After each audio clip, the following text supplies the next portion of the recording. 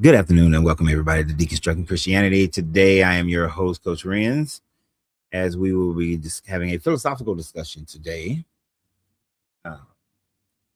What is the benefit of being Christian? Why should I be Christian? Why should anybody become Christian? And the leaf blower would want to come by my garage right at the time frame that I start, but it's okay. But that's the conversation we're going to have today. Why would anybody want to be Christian? Why should I be Christian? What's the benefit of being a Christian? What am I gaining other than the leaf blower guy going by my door right now, by my garage door? Give him a second to go by. But I really want to have a conversation on what's the benefit of being Christian. Many of us who have walked away from Christianity, we are thrilled that we have walked away. I hear story after story of people who have walked away from all religions, period, but specifically we're talking about Christianity today. I've heard story after story of people who have walked away from Christianity and their lives have been better after they get over the hump of the disappointment, the possible depression, family members, losing family members, losing community. After they get past all of that and all those things, and some of us don't lose family, some of us don't lose community. Our lives as our lives gotten better. You don't look or seem thrilled. What am I supposed to walk around smiling all day, every day? If you knew me, I'm the kind of person who can go to a comedy show, laugh a little bit, but think that the comedian is hilarious. I don't display a whole bunch of cheesy smiling all the time. That's just not my personality. So I don't know what the hell you're talking about. But yes, most of us who have walked away, we find peace. We find a lot more peace in our lives. We have more time. We have less stress going on in our lives. The bigger stressors that we have in our lives come from different situations that we need to handle, whether family, business, health, things of that nature. But we don't have the stress of, oh, I'm going to hell, or am I going to heaven? We don't have those issues. That's not what I'm saying. Okay, say what you're saying. Say what you're saying, then I misunderstood what you meant. But we simply just don't. What is a Christian to you? Anyone who believes in Jesus and follows the teachings of Jesus, that's a Christian. Doesn't matter if you go to a church or not, if you belong to a religious organization, none of that matters. If you follow the teachings of Jesus, believe that Jesus is the Son of God, or God, or however you deem it, you are a Christian, hence the name. But I found this interesting back in 2025 when Pew put out a research statistics. And what they're showing is that, especially over these last 20 years, the non-religious group has become number three. Secularism has become number three. Now, the non-religious group does include people who are Gnostic, agnostic, and atheists. It does include people who believe in that there is a God, there's some source of God, but does not say that the God is the God of Christianity or the God of Islam or any other religion. So even though the group is large in number, they're just like any of these other organizations. There are different thought processes in each one of them. Not everyone in the non-religious is atheist or agnostic or Gnostic. Just like in everyone who's Christian, who claims Christianity, is not Catholic or Protestant or Baptist or Orthodox. So it would include all of them. So just to be clear on those numbers, but it's very interesting that the number of non-religious has grown to about 1.9 billion people. That's why it has negative 2 billion, because it's a little bit less than 2 billion. And we see that number is continuously growing every year. More and more people are walking away from all religions, and being born and growing up in a westernized country, Christianity is the primary one that I walked away from myself. So today I have two things today. One, I would like to hear from people who have walked away from religion and how it has benefited them, or if it didn't benefit them, what's been their experience? Would they ever go back? Is their life better off? But definitely, I want to hear from the opposition. Why should I be Christian? What is the benefit of being a Christian? What is being a Christian going to do to better my life, better the lives of anyone around me? So that's what we want to hear. That's what I'm looking to have talk about today.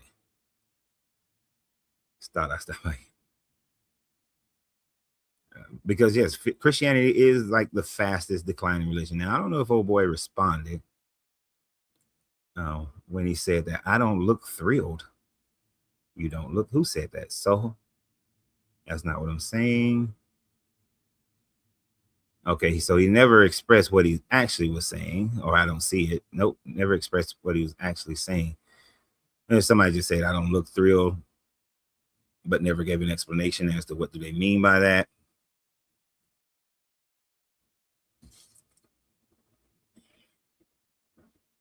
Tony. Hello. Hello, Tony.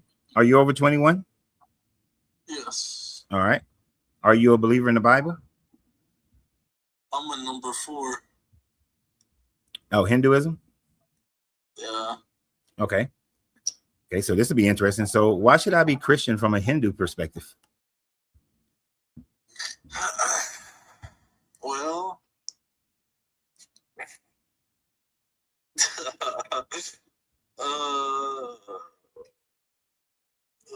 first, can I ask, do you identify with any? What does that matter? What does that matter? Why should I be Christian? Okay. You don't have to be. Okay. All right. So let me. You say you identify as Hindu. Why should I be Hindu? You don't have to be either. All you have to do to get out of this hellhole run is to get rid of your selfish desires and just to do loving actions towards other people. No, I don't need a religion to do any of that. That's right. Yeah. So I mean, I don't need a religion to do that. I'm not in a hellhole. Oh, we're for sure in a hellhole. No. That's not a. Yeah. Okay. You don't have to see it that way. No, because my life is not a hellhole. My life is not tormenting. My life is. I'm not surrounded by all this stuff, and I don't let all the. And when I do see things on the news, or people are talking about things, or even just people that you come across and they always just complaining about their damn life, I don't engage. So it doesn't affect me. Your life may be really good right now, but as long as there's birth, disease, old age, and death in existence, you can't be happy. You cannot have eternal happiness in that situation, because all that stuff really sucks. Well, I mean, I'm not going to have eternal anything because life is finite. So that's a non-starter as far as having anything eternal. But let's say what you're saying, if I understand you correctly, you're saying that like what in heaven everything is gonna be great. There's no disease, no pain, no sorrow. Yeah. Okay, so what is heaven? What does heaven give me? What is going on in heaven? What does it give you? What do you mean by that? Like, okay, so what's going on in Hindu heaven? Like, what's life like in Hindu heaven? Well, there's this guy called Krishna there. Mm-hmm. And he's God, but he makes himself forget that he's God, because you can't, and we forget that he's God too. because you can't have an intimate relationship if you see him as God. But anyway, he's just a cowherd boy, and he's eternally 16, and he just likes to play, like any other kid likes to play, because play is the highest bliss. But all of us adults, we got rid of our play nature whenever we grew up. Some of us didn't. Yeah, I didn't. Good. That means you might be on your way home. But okay, so what you're saying is in Hindu heaven is just a whole bunch of children playing. I mean, that's oversimplification. I'm only going by what you're telling me. You're saying that. Yeah. I mean, you gave all this stuff about Krishna, which doesn't matter. I asked, what is heaven like? Like, what if I converted to Hinduism and I gave my offerings and I followed the rules and I make it into, is it Nirvana or Samadhi? Which one I get into? It's called Mukti, which means liberation. Okay, I get into liberation. What's going on in liberation? What's my life like? What am I doing for eternity? Of course, I really can't say. But all I can say again is that you don't have to become a Hindu to get there. Again, all you have to do is become selfless and do loving actions to others, and that's your ticket. Okay. Do you mind me asking what country do you live in? America. All right. You live in America. And if I said, Toby, let's go to Brazil. Wouldn't you want to know what we're going to be doing in Brazil? Don't you need something to make you want to go to Brazil? Well, what's more important to me is if the place I'm in right now, if there's people hurting each other, and if I knew that Brazil was a place where people didn't hurt each other, that would be enough for me to want to go. Okay. Without knowing about any activities or pastimes that go on there. So you just go there, don't know what's okay. I mean, that doesn't make any sense to me. It has to. Even if there's no activities there, I would still rather exist in a place where people don't hurt each other. So you'd rather be in a place where you're just sitting around doing nothing? If that's the only option versus a place where people hurt each other, yeah. So okay. I want to argue, but I'm not going to because it makes no sense to me.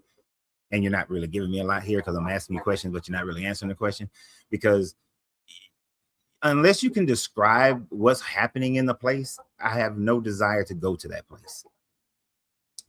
Okay, I'll sum it up in just one word: play. And okay. You can express play in so many different ways. Just look at any kid playing hide and seek or cops and robbers and, whatever it is. It's play. That's what goes on eternally in heaven. It's play. Yeah, that's boring. Let me ask you a question. Is there sex in Hindu heaven? No. Oh, hell no. You can keep that. I'm just saying. You said play is the highest. You said that's the highest thing, but that's not the intimacy. And I'm not just talking about the physical act, but there's the intimacy of it as well on top of the physical act. Nah. There is romantic relationships, but it's not that type of way. Who you romantic with? You can be romantic with God, or you could be romantic with other souls. What is this, like a polyamorous, polygamous type situation? I don't know. I mean, it would have to be if everybody's having a romantic relationship with your God, then God is you got poly. Trini Prince. I'm a Vaishnava. Okay. Well. Okay. All right. Well, I appreciate you coming up, Toby. Okay. Take care. All right. You have a good one. You gotta give me some reason to go there. I'm not going there for Can't tell me nothing. Yeah. Hi, good day, brother. I wonder if I could comment on this guy and his plea. Okay. Are you over 21? Way over that. All right. And Okay. are you a believer in the Bible? Well, I know the scriptures, yeah, and I believe the scriptures is what it is. Okay. So why should I be Christian? You shouldn't be, actually. You shouldn't be. Christian is not a part of Christianity, is not a part of the Bible, so you shouldn't be Christian. Okay. You should know the Look, nation you descended from in the scripture. Well, I don't descend from any nation in the scriptures. The nation doesn't speak of, no, the Bible doesn't speak of anyone in my heritage. Oh, okay. If you say so. Well, I know so. It's not a Okay. say so. It's a know so. I know where my family comes from. And my family doesn't come from any Middle Eastern country or any Okay. North African country or any European country. Okay. So- I'm not gonna fight against that. You know thyself, so I can't tell you about you. So, No. so I know then all why? nations descended from people. All people descended from people. Yeah, but I didn't descend from Adam and Eve. My ancestors were around long before Adam and Eve were ever created, before the Okay. story was. So, like, Okay. where are you from? Me, the Caribbean. All right.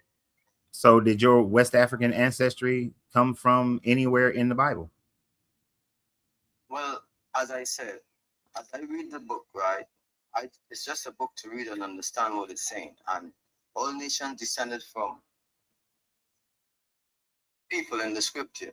You understand? So Well, pertaining to your post or your Christianity, Islam, non-religious, Hinduism, Buddhism, other Judaism, I don't think you should be any, because they're all man-made religions. well, What you should be is what you're saying you are. What- Just follow the customs of your people. I don't know.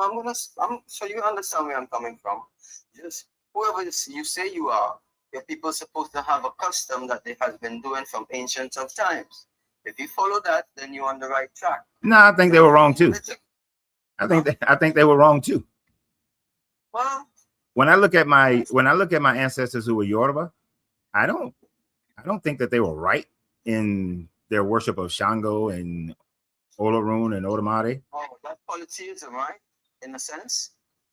Yeah, but it doesn't matter. Polytheistic. Polytheism, monotheism, neither one of them matters. None of the gods existed. So why would I think that they were right? There's no proof that any of those gods existed. So, could you lead them in the right way, possible? Yeah, just be good people. Or you still seeking? I'm not, no. You personal. I mean, I'm always a student. So I don't think that there's never an end of learning. But Okay. do I think that could I lead them into the belief of some God? Unless there is evidence of that God, then I would According never to lead them. history, what's the longest living doctrine? What do you call it? What's the Egyptian doctrine, Kemet doctrine, no animism? animism? Yeah. And what do you consider that is like? Animism is when you project your emotional thoughts of spirituality and divinity onto inanimate objects like rocks and animate objects like birds and stars and all that kind of stuff. Understood. But orally, right? I mean, orally and stone pictures. Script. Like writing. Well, no, not writing, not so much writing. So like when we go look at Toran Tepe didn't utilize any type of script writing, but what they showed was that they built pillars and they identified different constellations and gave worship to those constellations. Even the Incas and the Aztecs has all sorts of different understanding where that is concerned. Yeah, everybody. I mean, they all did because they were from different parts of the world observing similar things as well as different things. People are the ancient sun kingdoms of the Americas, right? I don't know if you're familiar with that. Yeah, sun worship. Well, pretty much everybody can go back to sun worship. Almost everybody on the planet historically, at some And point, has gods, they worship the sun. and has gods that they praise for their winning of power Yeah. losing of power. So I wouldn't, but I wouldn't worship the sun. I understand what the sun Oh, is. I understand agree. our place. So why would I worship it? Would you worship the divine power of all creation? Why would I worship anything? I'm just asking. No, I wouldn't worship anything. I don't think anything deserves worship. Okay, so would you give thanks to the divine power of all creation? No. Why would I need to give thanks to it? But you consider yourself a god, right? No, I consider myself me. I'm not a god. Okay. I'm Well, a, at least you get at least you get a straightforward answer from me. Don't be in no religion, because all religions are made by man. If you have a people that you have came from, as you said you do, then you either follow the customs that they do of ancient of times, or since if you do have deeper knowledge and understanding of the right way of life, you guide them into the right way. Is the only thing we're looking for solutions here now and answers. Yeah. yeah, the right way is just treat people exactly how you want to be treated. Don't interfere with someone else's ability to live their life as happily as they possibly can. Even in your pursuit of living your life as best you possibly can, if it inhibits someone else's life purposely, then you shouldn't be doing it. So it's just everybody.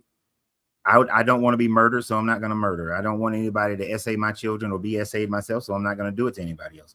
So it's basically that type of premise. And if there was something that I thought would make me happy, like let's say I was a person of a mindset that I thought that stealing from someone would make me happy. Well, I'm hurting someone else, so I still shouldn't do it, even if I felt like I wanted to do it. Okay, can I just drop something in the meanwhile, though? What's that? As far as I got older and get more understanding and deeper knowledge, just knowing things, I've realized that that book that they call the Torah or the Bible or the scriptures has nothing to do with any of those religions, but nations of peoples and persons who descended from peoples and persons through the seed of a man.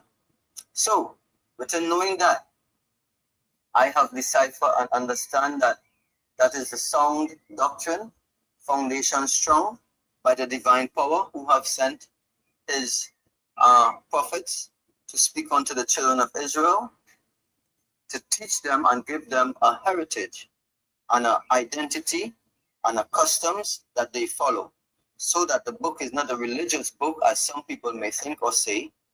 It is a book of a nation. It's a book of a nation with some. It's a book of a nation with some bad morals, some terrible morals. Are the laws, statutes, and commandments is bad morals, that a man should not live with a man and a man should not live with peace? Well, there's a whole bunch of there's more. There's more. There's more than 10. See, there's the law that says. Excuse me. 600 plus, but are they bad morals? Most of them, yeah. At least half of them. Give me one that is a bad moral. If a young woman who is not betrothed to a man is raped, then the man who raped the girl pays the father 50 pieces of silver, and the girl now has to marry her rapist. Do you understand that that woman would never want to be with that man and he would have a miserable life? Do you understand that?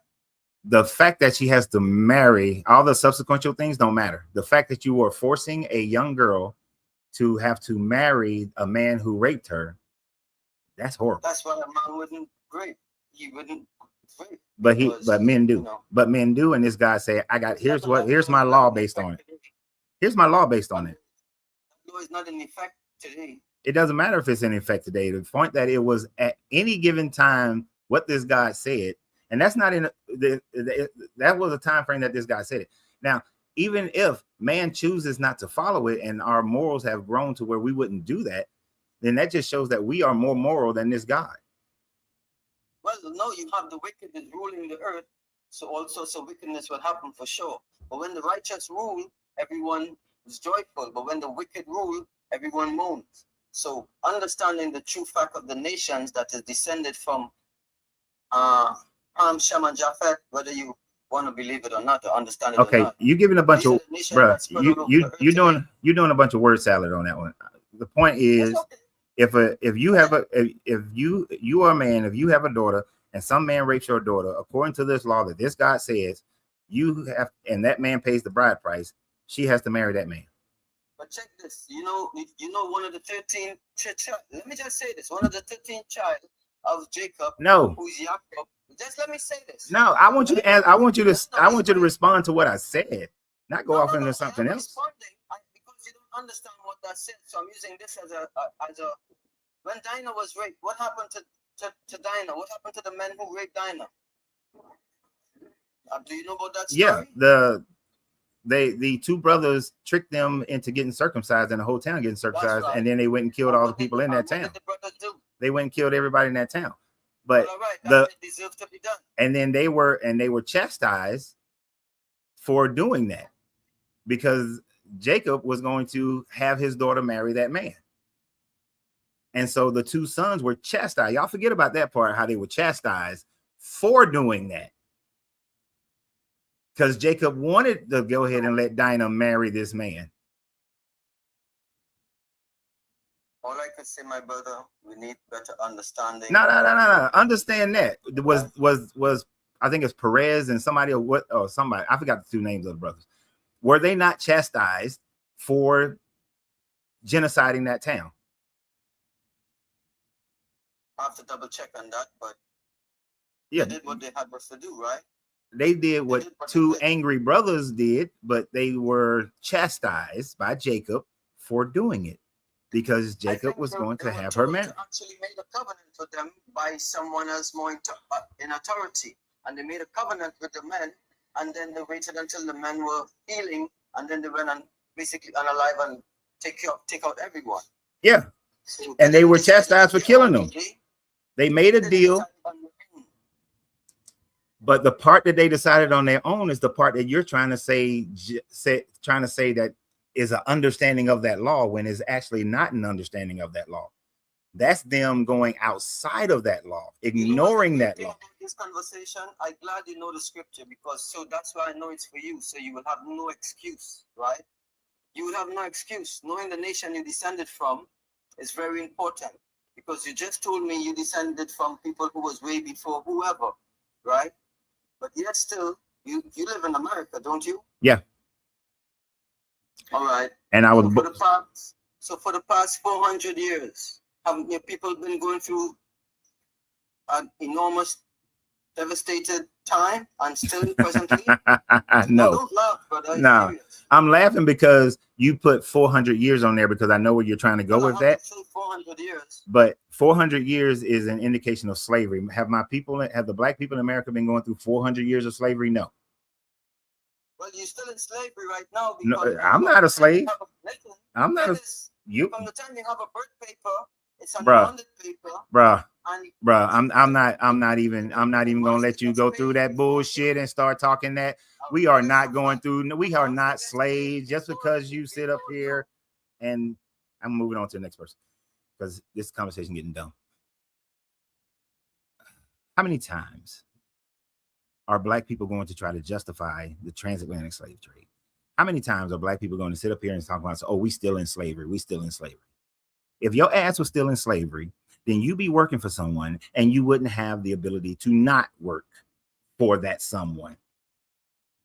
There is a huge distinction between slavery and having a job, between slavery and having a birth certificate. These people, in order for black people to stay with this book, they have to convince themselves that this was God divine's right given thing for, and we supposed to be, and we going through this slavery as a punishment. Larry. Hello. Hey, Larry. You over 21? Yeah, I'm 22. Cool. Just barely made it. All right. Are you a believer in the Bible? Yeah, I'm a follower of Christ. Okay. So why should anyone be a hold on. Bible-minded control. Thank you for the jewels. Thank you very much. Why should I still be Christian? Or why should I be Christian? Why should you be Christian? I think, well, the reason I'm Christian is because, I mean, Jesus died for our sins. I mean, I'm grateful for that, and that's just factual, right? No, it's not He, factual. he obviously Wait, lived. it's not factual. No. Well, according to the Bible, is what I'm saying. Okay, according to the Bible. I mean, he was a real person. No. Scholars agree on that. No, they don't. I mean, Jews agree on that. No, I mean, would you like me to pull up some evidence of scholars agreeing that he lived? there's some scholars who do agree that he lived. There's scholars who don't I mean, agree that he it's lived. taught in schools. It's Yeah. It's so many events happen because of it. Do you know that if the biblical studies school did not teach that he was at least a historical character, that those schools would be unfunded? Those departments would go unfunded. If they didn't? Yeah. Where's that from?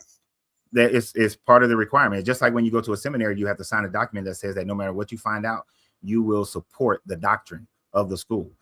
So, like, what was putting that in place? Was specific policy or law? Like, what document? it's not a law. It's just what the schools say. Is there education put that in place? Not the Department of Education, the school itself. So this at each individual school? Each one can make their own decisions. Each individual school make their own decision as to whether or not they're going to say that or not. So let me give you an example. There's a college professor that I communicate with, and used to communicate with, and he teaches at a well-known school in Atlanta, Georgia. He does not believe that, and he teaches biblical studies. He does not believe that Jesus was a historical character, but the school says that he has to say that Jesus is a historical character in his teachings. So each school has their own. There's plenty of evidence for it. What's the evidence for it? I mean, there's Roman doctrine.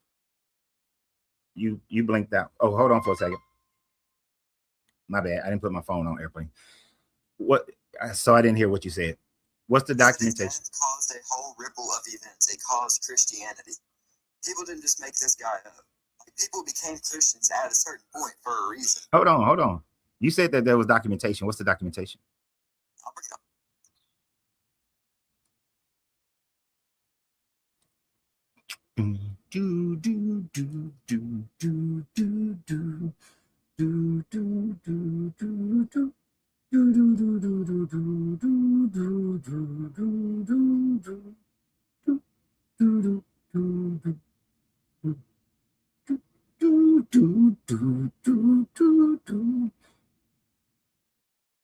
Come on, man. Don't take all day.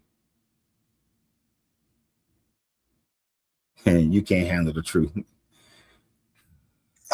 It's not documented, but one of the historians recognized that he exists. Which early Romans? Which historian? Tacitus. Tacitus didn't recognize Jesus. So yes, he did. Okay, so what you're reading in Tacitus's Annals is one. He talked about someone named Crestius, and that the people who followed him were called Christians. In around the 4th and 5th century, the church, now formerly the Roman Church, they tried to erase the E and make it into an I. And then they wrote out in the margins, Christians.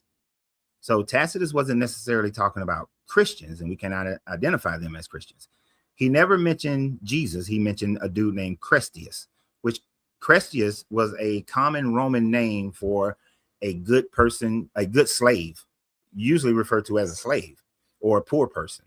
So that's not proof of that. Now, even him mentioning that in 112 to 116 CE, he's referencing what people believed, not the fact that this person existed. Oh, that makes sense. I was listening for it. Yeah, because you're an American. You're an American, right? I can really deny it because it's obvious that somebody moved this Christian movement at that time. Okay. Happened. Was there a time that there was a huge movement in Egypt where people believed in Ra and Isis and Osiris? Well, yeah, there's an easy explanation for that.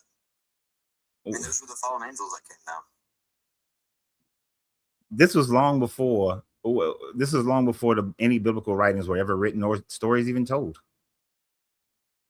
In the Old Testament, yeah, they were when the Old Testament was being created. It talks about it. It talks. The Book of Enoch talks about it. The Book of Enoch, it was written in around the 2nd century BCE. Yes, just because it was written later on doesn't mean it's not true. So there's a reason they looked the way they did. So you got a book written in 1 BCE that's telling you what happened 5,000 years prior. Well, I mean, And that book's supposed to be right. prophecy. It was told to the prophets.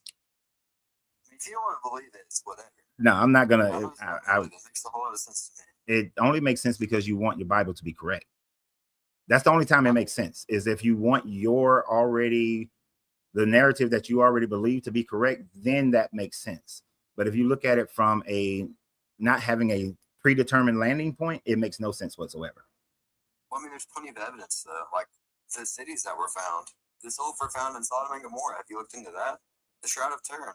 Yeah, well, the Shroud of Turin is a forgery. The sulfur that's found in multiple places in and around No, it's not. the It's dead. the only place that's ever been found. No, then why are there 2 locations that's a tourist trap? I've been to both of them. 2 places. The location of the sulfur. It's 2 places that's set. Two separate cities. There's two places. No. There's 2 places. Each place claimed to be Sodom and Gomorrah, neighboring cities. One is on the north side of the Dead Sea. One is on the south side of the Dead Sea in Jordan. So one in Israel, one in Jordan. Both places claim to be Sodom and Gomorrah. Both are tourist trap. Both of them have their own Lot's wife pillar. They're both claiming the same thing because they're tourist trap situations. But that's not proof of the Bible at all, because the time frame that would have happened doesn't match when the whole Lot story should have happened. So you still got an issue there. All these different places. I've been to most of them. Like which ones? If it's in about your experience. If it's in Jerusalem, Israel, I've been.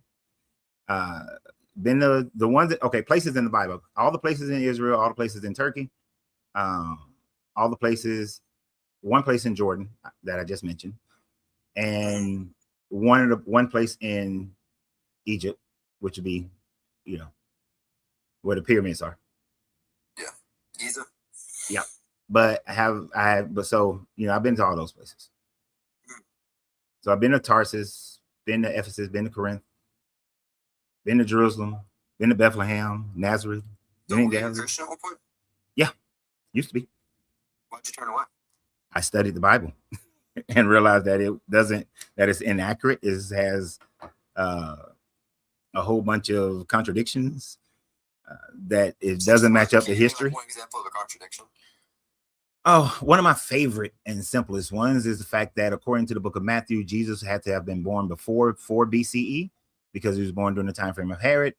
But according to Luke, Jesus was born in 6 CE during the time frame that Quirinius became the governor of Syria and Judea got absorbed up into Syria. And so Jesus could not have been born. That's at minimum a 10-year difference in time frame of his birth. Can't be born in 2 separate decades. So you've really done extensive research, right? Yep, about 30 some odd years. Yeah. I'm gonna look into that though. You mentioned it. I don't know. Which one? I'll let somebody else come up. Okay, all right. Yeah, we'll go. First. Appreciate you, man. That was Larry. Let's see. I didn't see when everybody clicked on, so I'm trying to click on it as much and as accurate as I can. Tranny Prince. Hello. Hey, are you over 21? Yes, I am. Good. Are you a believer in the Bible? No. Okay. I'm Hindu. But when the other guy was up, I just wanted to clarify that. Like, you asked him a good question. He said, where is he from? He said America. And I feel like a lot of American Hindus kind of take an Abrahamic lens on the way that they view things. They don't understand that there are different philosophies under Sanatana Dharma, which is the original name of Hinduism. There's different ideas, not just one. So I hope he didn't paint a weird picture in your brain when he was describing certain things that he specifically believes in. Oh no, he didn't. And I know this sounds like the typical racist thing that people say, but I got Hindu friends, and I've spent time at some of their temples. Even to this day, I will go to a Hindu temple not because I worship in Hinduism, the architecture is just magnificent, and the peace and tranquility. The fact that most Hindu temples that I've ever known of, if you just want to go and sit there in the gardens, you can. Yeah. You know, so they don't like say, oh, you got to do this in order to be here. So it's a very peaceful environment to be in. Well, that's like one of the things, so right? Like you could call yourself a Hindu or a Sanatani is originally, and not worship any deity. You don't have to have. You could be non-dualistic. You could just believe more in sciences. Say energy is eternal. You don't have to do any rituals. You don't have to say any things. You don't have to go to church. You don't have to go to temple. You don't have to eat certain ways. You don't have to do nothing. All we really have is cause and effect, and that's how we live life. You do this might happen. You do that might happen. Hold on now, you can't eat a cow. Yeah, some Hindus can actually. What? It's not yeah. I've never met one of them Hindus. Yeah, and I think the place called Mayalama and Mayali or something, Mayalama in India. Yeah, they eat beef. Okay. So there's no doctrines. You don't have commandments. We can't do this. We can't do that. Remember, like that's the Abrahamic thing to have commandments from God. We don't have commandments. Right. So I know in Hinduism, there's no like uniform code or uniform book. You got multiple different ones between like Upanishads and Bhagavad Gitas and all that. So he couldn't answer the question. Maybe you can answer this question. What is the afterlife in Hinduism? You're not satisfied. Let's say I satisfy my dharma. Good to go. Okay. What is my afterlife? That depends if you're dualistic or non-dualistic. So if that guy before, he's a Vaishnavite, he said that means he's dualistic. He thinks God is something separate and that heaven is a separate realm that he goes to and experiences something. That's his prerogative to believe that. If you don't want to believe that, if you just want to believe that you go you get cremated, you become ashes, you go back into the nature, technically that's what happens, or you get buried back into the earth. You don't have to believe whatever makes you happy. That's what you could believe. That's the freedom of Hinduism. Really, you don't have to believe one certain thing. If you say, you know what, man, after this, that's it. Okay. So basically, it's your choice. Yeah. You don't have to, like, no one's gonna tell you, yeah, you're gonna here or you're gonna there. Oh yeah, they do that here. Like, no, that's these specific philosophies. They believe that, but there's other philosophies under Hinduism that you don't have to follow them people. Okay. Non-dualistic and to say, oh, there's no deity that I pray to, that I just, I'm living here. This is life. Atoms, science, Higgs boson, Higgs field. These are things I could observe and understand. And this is the reality. You could just live like that. So before the Abrahamics existed, Hinduism wasn't considered a religion. It was just a way of life. That Buddhism, Sikhism, Jainism, Taoism, they're all dharmic religions. They come from Sanatana Dharma, which is Hinduism. Right. So why would I'm not just saying right how people say right, but they just don't know what the hell you're talking about. I understand exactly what you're talking about. So why would I? And I've often told people before I would become any of the Abrahamic religion, if I had to choose a religion, it would probably be Taoism. Knowing that it does stem from Buddhism, which stems from Hinduism. Because out of that religion is, to me, is more peaceful, doesn't have as much fuckery going on as these other religions do. But I still, of course, I'm still not going to become Hindu, because I'm still not. I remember I used to go to this one Hindu temple, and I don't know how I went at different time frames, but that damn lady always found me, and I was always working. She had me carrying the food out to all the different damn statues. It was like as soon as she see me, she was putting my ass to work. I didn't mind, I did whatever she wanted me to do. She didn't speak English. I ain't speak Hindi. And then she leave me alone, and I go find me go to my little spot and sit there and just meditate for a while. But going to temple and still having to worship, and they got, they have the whole ring with all the different deities. Right? What? Sorry, a ring? Well, it's like, it's not a ring. I'm just saying, like, you go into the temple, there's a altar over here for, I don't know, Lameshki. There's an altar over here for, Shanti. They got all the different altars. And then you can go into whichever altar, go towards whatever altar you wanted to go to. Like whichever one was your family deity or whatever. You know what I'm talking about? That's a very interesting temple that you've been to, because usually temples just focus on one philosophy and they only usually have one specific deity. But I kind of get what you're talking about. What city are you in? I'm in the east. I don't want to go to divulge too much. Well, if you ever go to Atlanta, Atlanta. yeah, if you ever go, Hindu temple in Atlanta. oh yeah, there's like 3 or 4 major temples in Atlanta. Okay. There's one in Lilburn. If you go to the one in Lilburn, now there's one on the south side too, but I can't remember what town that's in. I think that's it's either McDonough or North. I think it's McDonough. But I know the one in Lilburn. If you go to the one in Lilburn, you go inside, and there are different. They have now. There's a main one up front, like where people sit and they're facing during the service. There's a main that they face, but there are other smaller ones like on the side, like other smaller. Yeah. So that's what I mean. Well, I'll be honest with you. I don't go to temple. Like, remember, Hindus don't have to go to temple. We don't have to read the quote unquote holy texts. Our holy texts aren't seen as the Abrahamic holy texts. We're not commanded to do these things. So I don't go. Okay. That's just me. Yeah. All right. Well, I get you. I understand. Well, I just didn't want that guy to like confuse and say, yeah, there's Hindu heaven and they do this, they do that. That's his specific thing that he thinks. No, yeah, I understand. I understand. He was talking about they just up there playing. I was like, nah, that ain't what I heard, but I'm gonna leave you alone because I'm not an expert on Hinduism, so I can't go there. I just, as you can tell, I know some outskirt stuff about Hinduism. Yeah. No, you good.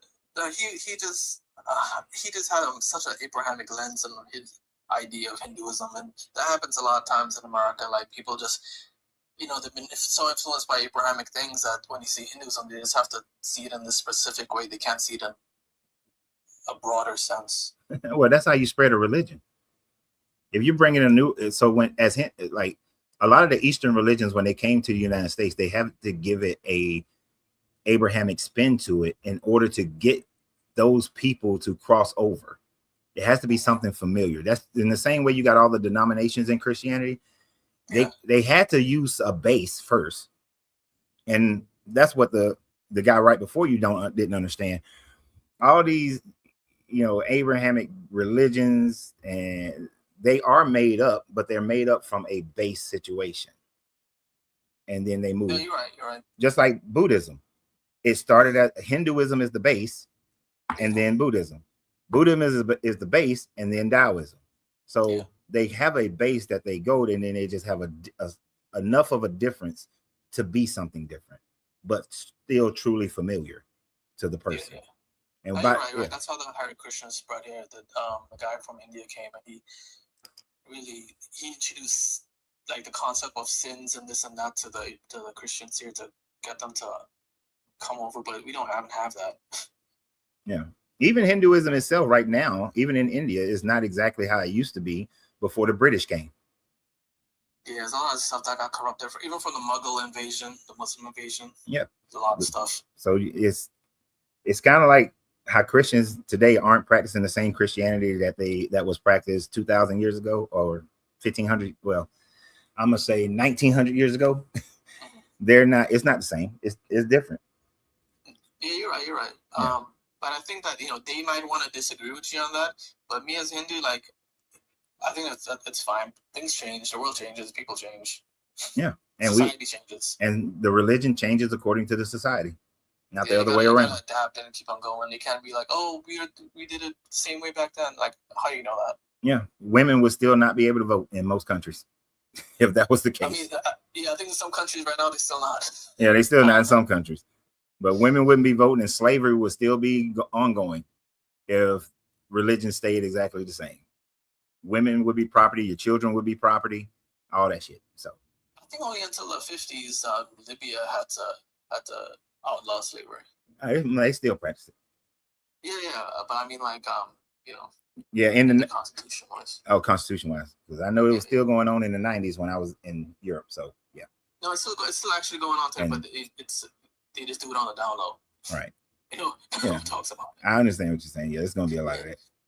But I appreciate you, man. I just wanted to come clear up that that got confusing. My pleasure. No problem. I appreciate you.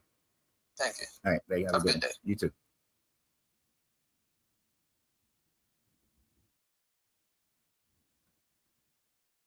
I don't know, maybe somebody will talk to me about the subject matter that I want to talk about. We'll see, we'll see, we'll see. I'm just clicking on names here. I don't know who is next on here. Because I want to know, why should I go back to being a Christian? Is there any benefit? Is there a reason? Is there a justification? Is there some hardcore proof that Christianity is real?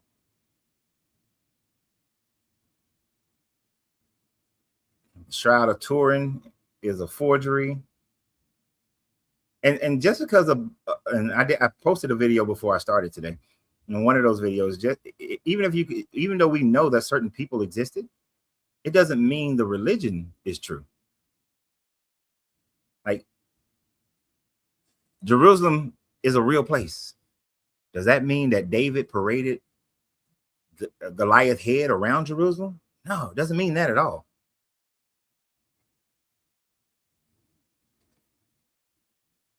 Even if you could prove Jesus was a real person, it doesn't mean he was Son of God. Bones. What we talking about? Bones, you there? Yeah, what we talking about? Hey, first, are you over 21? 27, bro. All right. And are you a believer in the Bible? The whole Bible believes certain scriptures, yeah. Okay, so you don't believe in the Bible, certain scriptures you do believe. Yeah, because it's different versions of the Bible. Okay. And it's also different books. Like, you talk about the Bible, you got to talk about the Ethiopian Bible. You got to talk about all different type of books. Do you say the Bible is like? Do you read Giaz? Okay, gotta do me a favor, and this is just a personal thing. Please stop eating, because mouth noises. You know how like people got the nails on the chalkboard. Nah, I didn't know you can hear that. Yeah, man, the crunching and the mouth noises. That's like nails on a chalkboard to me. I can't do that noise. Not trying to do. Yeah, I don't know if you're on your lunch break, and I don't want to mess up your lunch break or nothing like that, but whoo. Why are you religious? No. That's, you say, why should I be Christian? I'm not Christian. I don't believe in the Bible. Why? Because I studied the Bible and found all the contradictions, the inaccuracy as far as history is concerned. Yeah, there's no reason for me believing it. So do you believe, not to cut you off, but do you believe the Bible is a book of spells? No, not so much. I mean, I understand what I used to. I went through that process where people were saying that, especially the book of Psalms. The Bible is just it's a hodgepodge. People trying to create a history for themselves. People believing that that some God is gonna save them, that some God is for them. The common trope of a culture, of multiple cultures. I got a question. Who's the people that made the Bible? That's a real question that I want to know. You said who's the people that made the Bible? Yeah, who wrote the Bible? Oh, wrote it? You got like, yeah. You got 100, 200 people who possibly wrote this book. Edited. And we're talking about all the edits and the core writing and the edits and all that. Who they called? Like, what they mean? Like, was it Christians? Or was it like a certain society or something? What part? Because you don't have the same people writing the Gospels or the letters of Paul or the epistles, or that wrote the book of Daniel, that wrote Genesis. You got different people at different time frames writing all that. Oh, so different people for different. Okay, I got you. I see what you're saying. Yeah, so it depends. It has to be more specific as to who wrote what,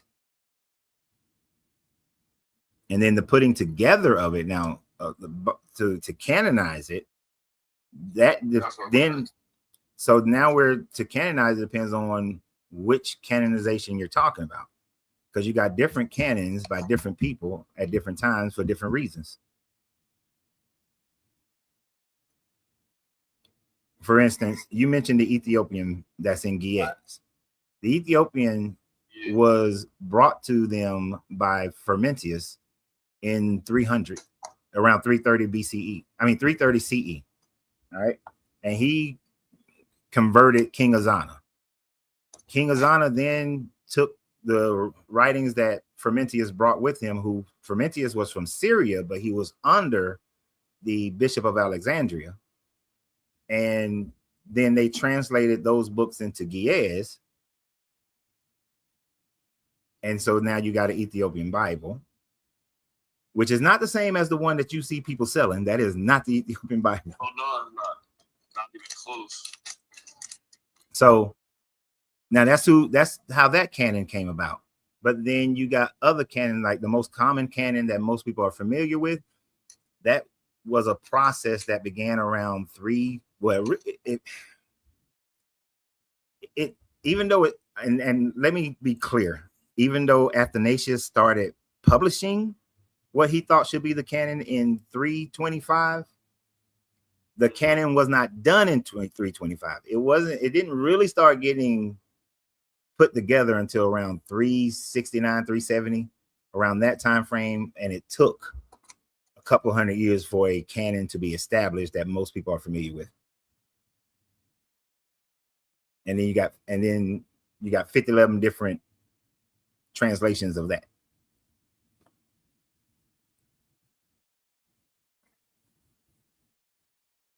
So in all that history, one of the things that it taught me and showed me is that this book was written politically and culturally for those time frames. Sure. I had to figure out the Bible on my own too. I got introduced to a Bible when I was 5. Yep. And I started questioning it when I was 9. And I walked away from it in my 30s. But it serves no purpose for me. I don't need any. I could live my entire life and not read another line from the Bible and be perfectly fine, and continue to have the great life that I've been having. It's an unnecessary book. It's just like church. Like my little will always sign with me. I just couldn't sit in church as a kid. I don't know what it was. And then now I grew up and I found out it's never meant to be up in there forever, bro. Yeah. These little desert dwelling people have nothing to do with me. Their God has nothing to do with me either. Right. And every form of it has nothing to do with me. I had a debate with my sister, like same dad, same father side, you know, because she's a former Christian. She says she don't claim to be a Christian no more, but she says she still served Jesus Christ. And this is where it got real tricky for her. Now, that's why you laughing, because you know where it's about to go. It's like, yo, how can you say you're a Christian if you don't serve Jesus Christ? Like, that's literally the first word in Christianity. That's like saying, that's like me saying, like, you know, this is a little bit off subject, but it's the same mindset. It's like saying, like, I'm a part of a blood gang, but I don't gang bang. I be around them, like, you know, I stack and all that. You know what I'm saying? Yeah. You know what I mean? Exactly. And my dad made a joke to her. She was like, man, you a Catholic, man. You ain't no Christian, then you a Catholic. And she got real offended by it. It's like, we're not trying to offend you. We just get to the point. Like, you didn't create that religion to be trying to, you know, be so hostile and defensive over. This is what these people teach, and this is what they go by. So if you claiming that and you believe in that, because that's how that was introduced and brought upon anyway through Christianity, how you say you're not a Christian. Yeah. So you can't claim it and still believe in a God. That don't work. Yeah, people are trying to run from the title Christian or Christianity because the church has gotten a bad name. Christianity has gotten a bad name. It has a horrible history, and so now people don't want to. Oh, I'm spiritual, and I'm a follower of Christ. Dude, you still a Christian, right? Still a Christian. Yeah, they just don't want to be attached to the group anymore. One thing I forgot about a lot of religious people, they get real emotional when you talk about religion. It's like, yo, I'm not talking at you or about you. I'm speaking about the religion. Mm-hmm. You know what I'm saying? I'm not saying like you a bad person or you horrible. I'm pretty sure you do got good in your heart. Yeah. It's just like what you're practicing is like it's not meant for you if you want to have good in your heart. You know what I'm saying? This is a whole nother different ballgame. Yeah, and just it. People can be good or bad in in every religion. Doesn't matter. People are good. You're gonna have good and bad people no matter what. People are gonna do good things. People are gonna do bad things. But when you talk about their religion, they feel like it's a personal attack. Yeah, like they get real emotional. And because you're talking about their God and you're talking about their you're talking about their afterlife. That's the primary thing. Yeah, I'm about to say that. I was about to say that. They talk about their destiny. Yeah, they want that afterlife so bad, which I don't. I think if a Christian actually read the Bible and understood what that afterlife is like, they probably wouldn't want to go, which is why pastors be making up bullshit afterlives for them. That's why I like to ask. That's why I asked the Hindu guy, the first one, what's your afterlife? Because I ain't see that. You got to describe it. I need to hear what it is. If it ain't, if it's a bunch of bullshit, if I'm just worshiping some deity all the damn time, I don't want to go there. I don't. Yeah, listen, bro. Like we have the same questions with people. Like, what do you think is like when we not here anymore? Everybody get real cloudy in the brain. It's like, well, you have a God. You serve somebody. This is for religious people that don't speak the word. Mm-hmm. Like you have somebody to serve, right? They give you an image, or they give you something to be like, yeah, this is gonna happen in afterlife. So it's like, how don't you know? And even when you know, it's like you just said, I gotta still serve somebody in afterlife too, like for eternity. That's crazy. I thought I was free. Yeah. I thought the whole point of being. Yeah. Now I gotta sit up here and worship this God all day and pray to this God all day and nah, bro, for eternity. Nah, that's slavery. That's like slavery. Yeah. I ain't doing that shit. To die to do the same thing in a more brutal form. Like I'm cool. If I got free will, then I should have free will to. Hey, I don't want to worship you. I want to go explore the cosmos or the dimensions or whatever. I want to go do whatever I decide I want to do. But if you're forcing me to have to worship you day and night, and they say that I'm going to want to do that, then you are curtailing my free will and making me do something I don't want to do. So, but I appreciate you, brother. Let me let some other people come up. All right, thanks, Bones.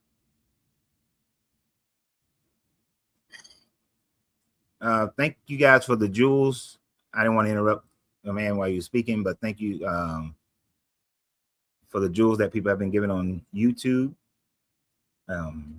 If you put a comment or a statement with your jewels, I would definitely read those and possibly discuss them, depending upon what the comment is. But, get more bang for your buck.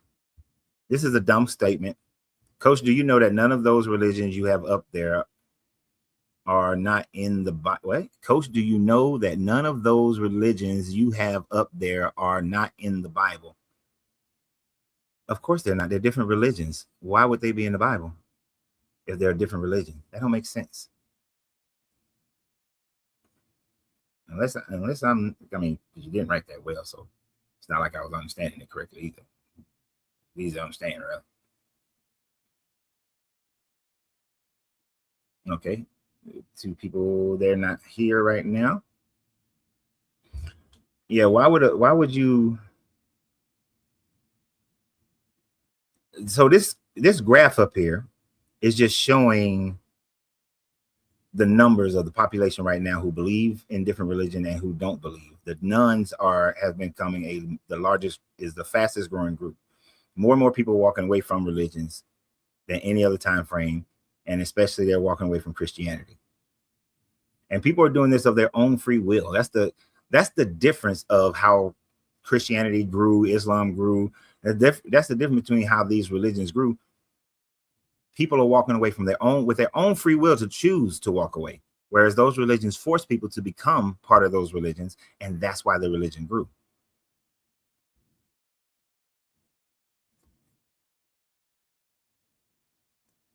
So if it wasn't for violence, I thought I saw Boss Lady up here. Hey, Boss Lady. If it wasn't for violence, these religions wouldn't be the religions that they are. If it wasn't for government intervention, these religions wouldn't be the religions that they are.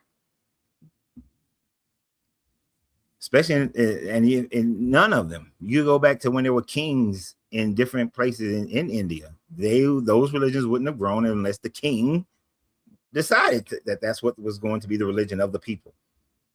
So get me beyond some government forcing me to become part of this religion. And what you get is what we have now, where people are walking away from it of their own free will. Right? That's the whole thing. And this is an interesting thing that Brian is saying. Islam is only growing more than Christianity because of birth rates.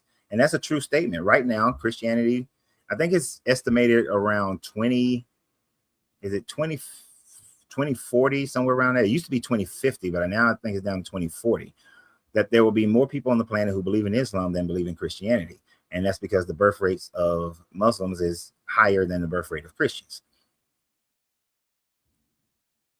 That's still a forced type of religious conversion, because you have a child that's born. Does the child get a choice? From day one, you're indoctrinating that child into that religion. Day one. And if you're not doing it directly, it's indirect through the culture that they're living in. If I was born in Saudi Arabia, then and I still have the same mind that I have now, I would not be up here talking about deconstructing from Christianity. I'd be saying deconstructing from Islam.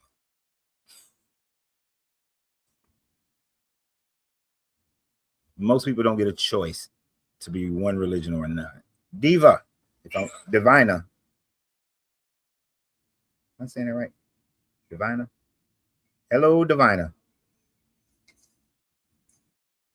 Divina.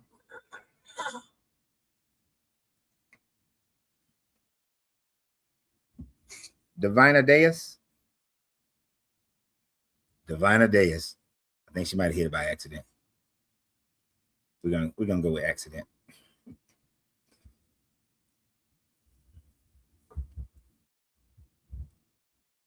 You see, all these religions are just made up religions because at long time ago, people didn't understand nature.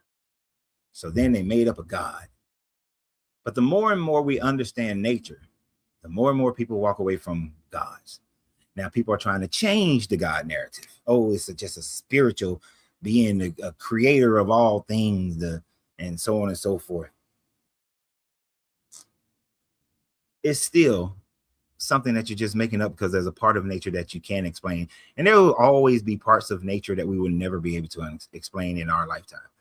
I doubt if we will ever be able to know what actually comprised of the singularity and what caused the singularity to explode. I mean, the problem most likely is the buildup of energy, because energy can only be contained so far before it has to release itself. But you can't keep drawing in energy before it hits a breaking point. But we won't know. Most likely, we will never know in our lifetime. Maybe 1,000 years from now, some spacefaring humans will be able to figure that out. But we sure hell not. What religion do you? I don't practice any religion.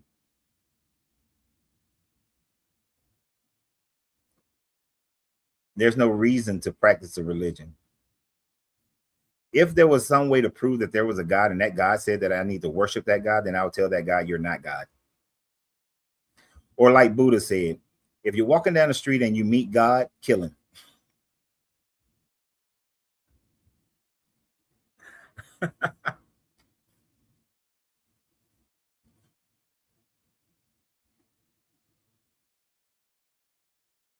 So I would not, like the way I think about things, if a God required worship, you're not God. If you got to force me to anything like that, you're not a God. You're just as petty as a human. Because there's no such thing as, I like when Christians, oh, you beat me to it. You beat me to it. Exactly. That's not unconditional loving. That's not an unconditional loving God. I don't think people, Christians, but know what an unconditional love means. Like when they say God has unconditional love for you, but yet the God has a whole bunch of conditions in order to love you. What the hell are you talking about? In order for this God to love you, to treat you great, in order for you to make it into heaven, in order for you to prosper in your life, to have good health, you got to have, there are conditions that you have to follow.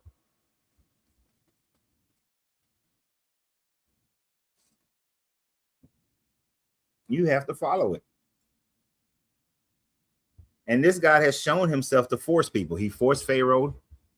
He said, he told Moses that before you even get to Egypt, I'm going to harden Pharaoh's heart. And then he says that he hardens Pharaoh's heart 2 more times after that. And then is after that, Pharaoh hardens his own heart. He then tells them that I'm going to force the Egyptians to give you gold and shit. So just ask for some gold and stuff after your firstborn done died. And I'm going to force those people to give you your gold and stuff. He forced that dude he forced Jonah.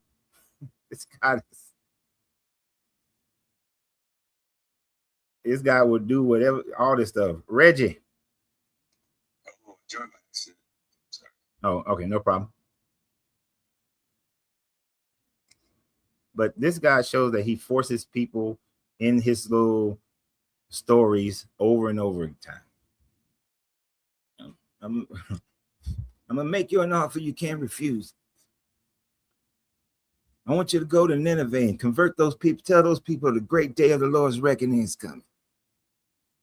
Oh, you don't want to go, huh? I'm gonna throw you in the belly of a fish. Let you sit there for 3 days. Think about it for a little bit. Spit you out on the beach.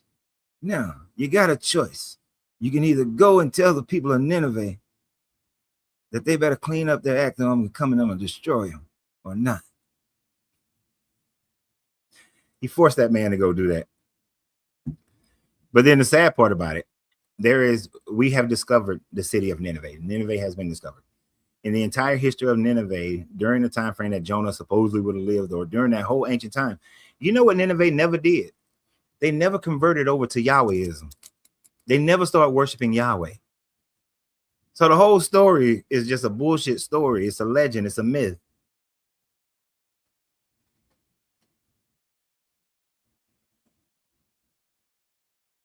It's just a mythological story.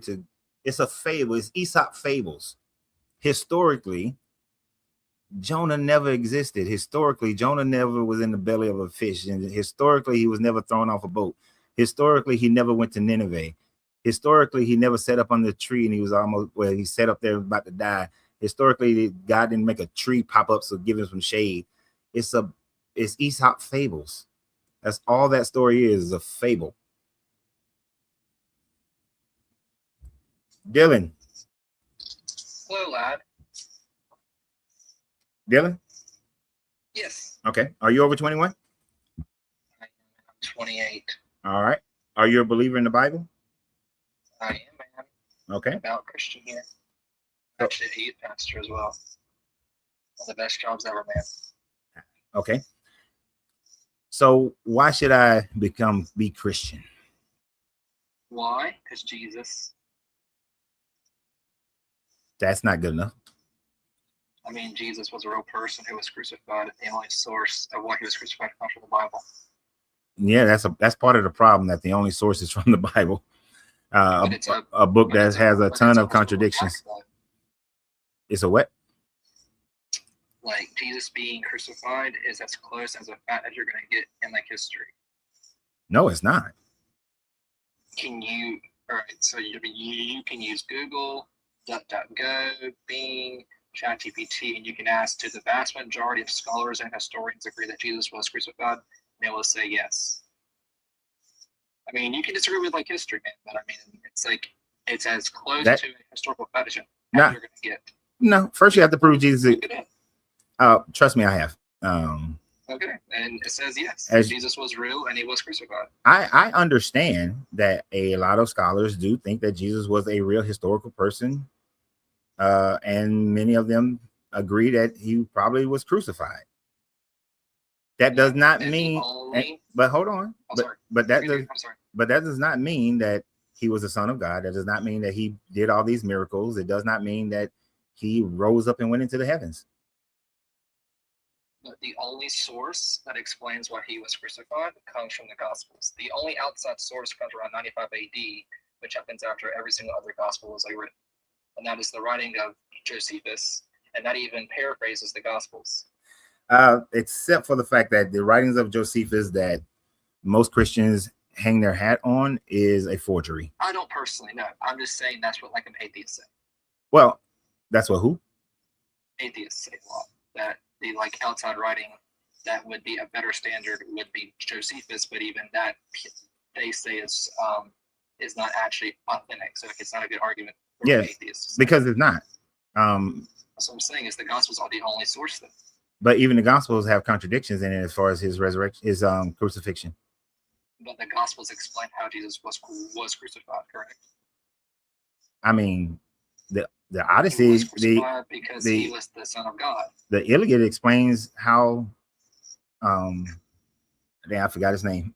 Achilles died. But does that make it real? But the only source of why Jesus was crucified comes from the Gospels. And this is us, again, as close as a fact as you're going to get in history. Well, see, that, what do you mean? Let me clarify, because maybe I'm not understanding what you mean. When you say as close as you're going to get in history, are you meaning that it's proof, or are you saying that based on anything in history, that's going to tell you the story? So nothing in the ancient world can be like considered a fact because I mean everything is just hearsay. But as far as the crucifixion of Jesus, it's as close to a fact as you're going to get in the ancient world. That's what I mean. Nah, I disagree with that wholeheartedly. I mean, again, bro, just ask historians. Like, I mean, I'm not a historian, but I believe historians. Yeah, but just because historians and if they're an academic historian who is still teaching at a seminary or is still up under some organization that requires you to say that, then those historians I take with a grain of salt. Again, across the board, every single historian scholar says that Jesus was like crucified. Piece of advice. What's up? You use finite terms like all, every. Yeah. I would not use those terms. That's majority. I apologize. Yeah, I wouldn't use finite terms because that invites me to be able to say that I know not all of them. And now we're splitting hairs over that statement. And I would say 99.9% of historians and scholars would like agree that Jesus was real and he was crucified. But like what I'm saying is, and it's something that I've asked atheists now, is why is the Bible the only explanation of why he was crucified? And then if you like say that, then like you cannot believe John 5 and not believe John 6 because like John 5 is whenever Jesus, or sorry, you cannot believe John 6 and not believe John 5 because John 5 is whenever Jesus heals the man at the pool, and then John 6 is one of the main reasons why Jesus was actually crucified because he went into the Jewish nation and said, "Hey, I am God in flesh," essentially. I am him. Okay. Which is the reason why he was crucified. So how are you just going to say that John 5 didn't happen, but then John 6 happened literally right after that, like probably like a day after that, if that. Okay.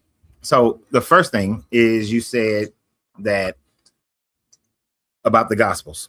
And the thing about the Gospels, that's kind of a circular statement. That's like me saying that, well, Marvel Comics is the only thing that shows that Captain America helped out during 9/11. Okay. Yes, but like it's secular. It's secular. It doesn't really like that actually inhibits your statement, your thought process for me, because it's like, okay, that's the only place that it talks about it, and I got to believe that in order to accept it as facts. But it takes me to believe in it first, and I have a whole bunch of problems with the books themselves because of all the contradictions within them. So that's secular reasoning. And then as far as John 5, So John 5, that's the healing of the man in the pool of Bethesda. Yep. Right? And John 6 is whenever Jesus goes and talks to the Jewish nation, basically saying, I am the bread of life. Okay. Or, So I am God. to me, neither one of them have anything to do with the other. And here's why.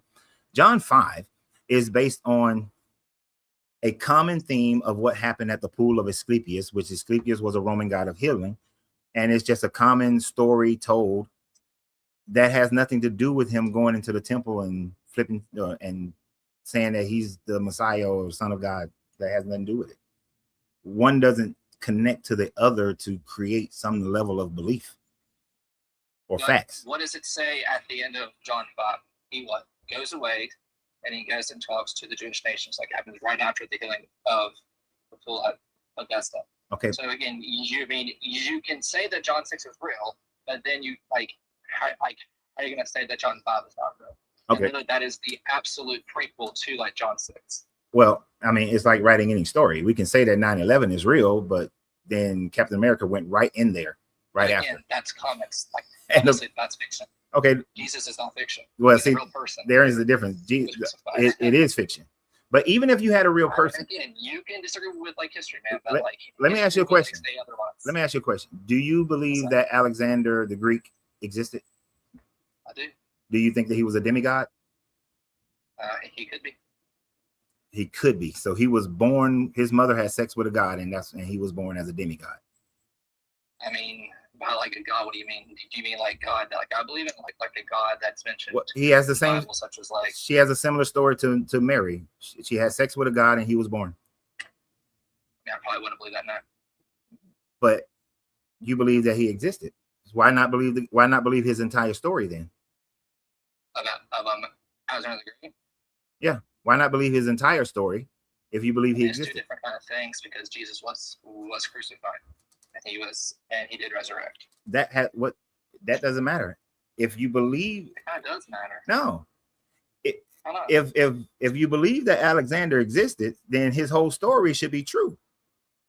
It doesn't matter how Alexander died or what he died for or the reasons he died.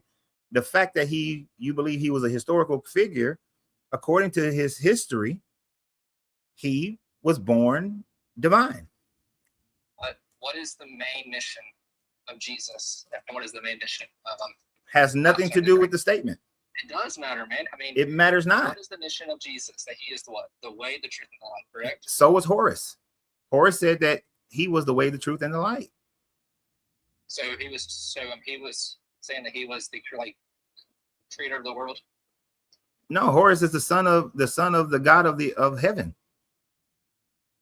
Okay, so then he's not the creator of the world.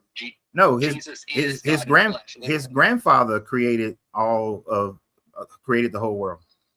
So he's the grandson of the creator. Then it's two different things, then, man. Jesus is God in flesh. That's who Jesus is. That's according to John, but no. That's according to all the gospels. Well, let me rephrase. That's according to belief. But I mean, everything is beliefs. Can you tell me anything in your life that you believe that is not based off beliefs? It's like there's nothing. Everything that you learn from the age of 0 to like however old you are now, everything is beliefs. See, there you go. What I believe too. There you go with them. Beliefs, no, there you go with them finites. Because here's the thing. Well, my brother is not a belief. My brother is a factual person who is my brother. Well, that's if you well, that gets into another thing, which is why in the world were we given reality the way that we can understand it? Like that's so crazy, man. The fact that we can actually understand reality with our minds. Hold on. Our mind is crazy. And you think that all came from just nothingness? No. Oh, bro. Where do you? Okay, so there's a misconception that many believers have about people who don't believe. I don't think that everything came from nothingness. There's no such thing as nothingness. Y'all need to stop saying that. No one who doesn't believe thinks that. Most people who don't believe don't think that everything came from nothingness. I do, bro. I'm telling you, trust me. I've talked to hundreds and hundreds of like atheists. Okay, it's either three things. You're talking to they one say, now. I don't know. Yeah. Or they say that they believe in a everlasting universe, which like that falls apart pretty easily. Or they believe that like everything came from the universe. Okay, so then, that's still not nothingness. That's still not nothingness. Yes, but the universe, but like then whenever I ask them, is the universe magical? They say no because something had to be created before the Big Bang to like create the process behind it, and then that's magical. That's not So magical. it comes from nothing. That's not magical. That's not nothingness. What was eternal then? Just the universe in itself is eternal as far as we can know. But beyond that, we do get to a point. See, here's the problem that the difference between us. I don't have a problem saying I don't know what was here before what we call the Big Bang. I don't know what caused the singularity to explode. Don't know. But I'm not saying I don't have to say that a creative, intelligent mind did it. That's fine. Because I don't have any proof of that. Like, I believe that God is the creator. Because to me, that makes the most logical sense. Okay. It actually makes the most, to you, it makes the most logical sense. To me, it makes the most illogical sense. Well, but like your answer is I don't know. Like, Yeah. that's not an answer. Like, that is an answer. Let me ask you a question. Do you know? Matters, Let me ask you a question. Do you know my address? I don't, bro. You don't know, right? So how is that answer a problem? I don't know. Like, yeah, I do not know the answer. So there's nothing wrong with saying I don't know. You don't want to answer the question. Excuse me? It is two different I don't knows. What you asked me is something that does have the answer to it. That you know the answer to, correct? Like there's an actual answer behind it. Yep. But like what you asked me about, or what you answered regarding the origins of the universe, there is an answer out there, but like it could be anything. Yeah. So, like anyone's belief is like valid. Like what I'm saying. Anyone's belief is like you kind of you blink for a second. Okay, so I think I still understand what you meant with the context of everything else. And I think you're phrasing or contemplating when I answer the question of I don't know before the Big Bang or the singularity, what caused it, as some type of non-answer. But it's the same as you not knowing my address. I don't know. No one right now that we can communicate with knows, but that doesn't mean that there isn't something that we're saying there was nothing that created it. You just simply don't know, but there is an answer, but it's an unknown answer. But it doesn't open the door for magical beings to be the creative mind behind it from any religion. But the thing is that it could be, and to me, and a lot of people in the world, and a lot of people in like history, and the founder of science itself believes that God is real. But man, I gotta keep going though. But it was a great. Appreciate you coming up, Dylan. See you. And I like how they like to say, well, the founder of science, of this science or that science, they believe in a God. That doesn't validate their God. People act like historians have never been wrong, or that scientists have never been wrong. Historians and scientists have been wrong a lot. That's the beauty of history and science. You're open to finding new information, to being able to accept new information that may counter whatever you was previously believing in. Isaiah. What's good, man? How you doing? Are you over 21? I'm well.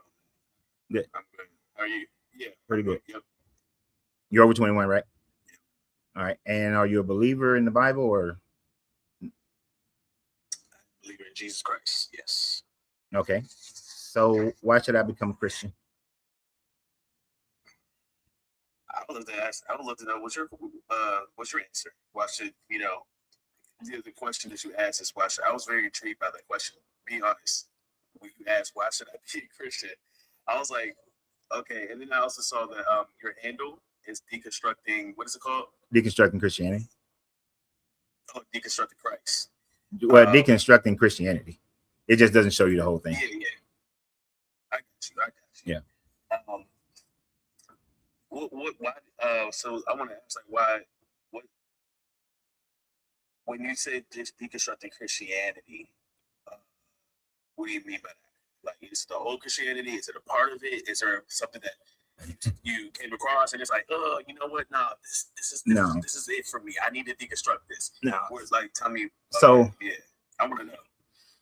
So Christians been hijacking the people who are walking away from the title of Christianity, the religion, the structured religion of Christianity.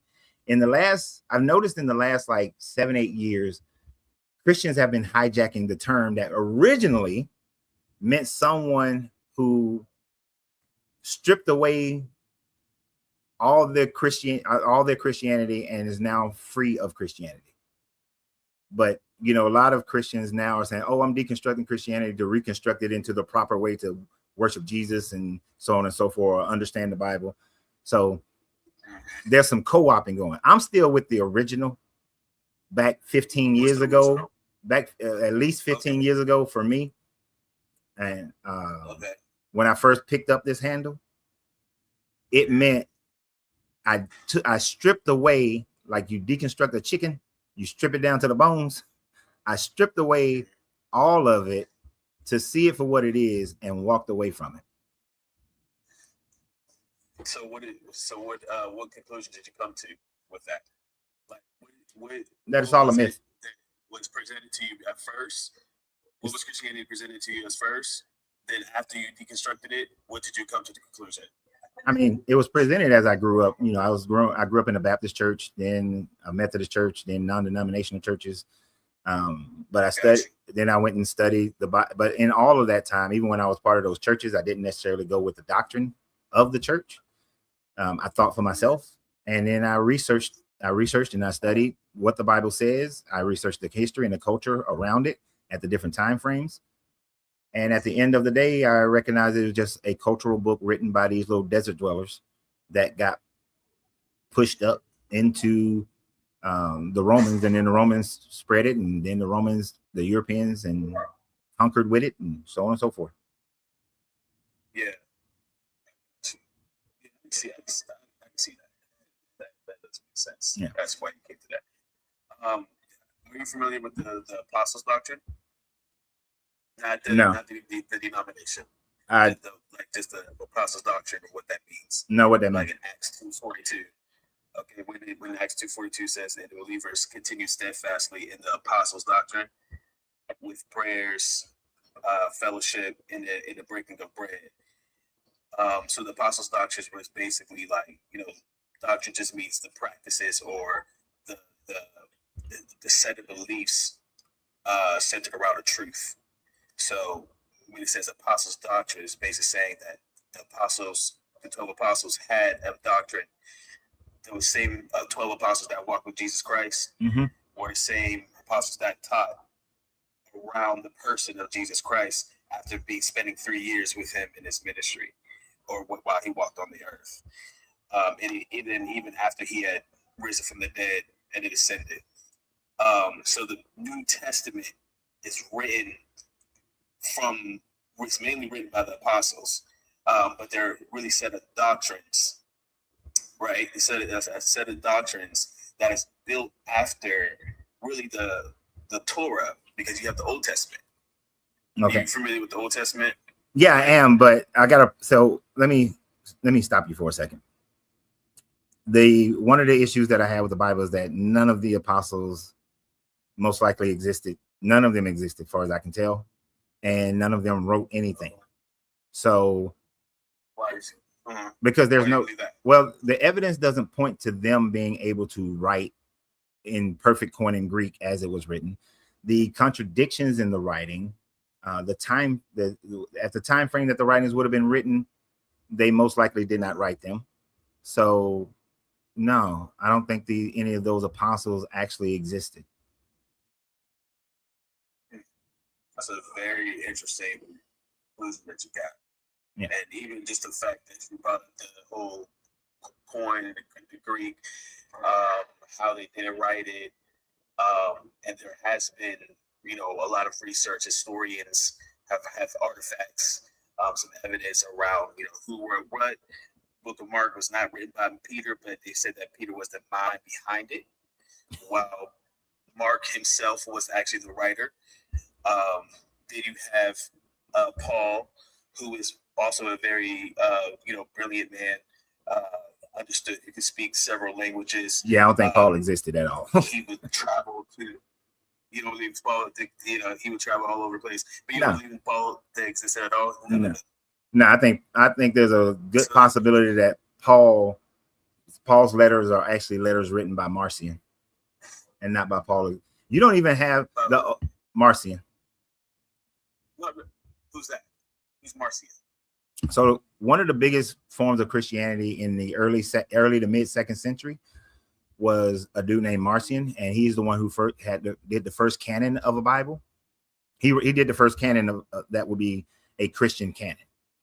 The gospel, he only had a gospel. He had the Gospel of Marcion, which later becomes the Gospel of Luke, and then he has the first 6 or 7 letters of Paul, and that's it. No Old Testament at all, and no Book of Revelations, none of that.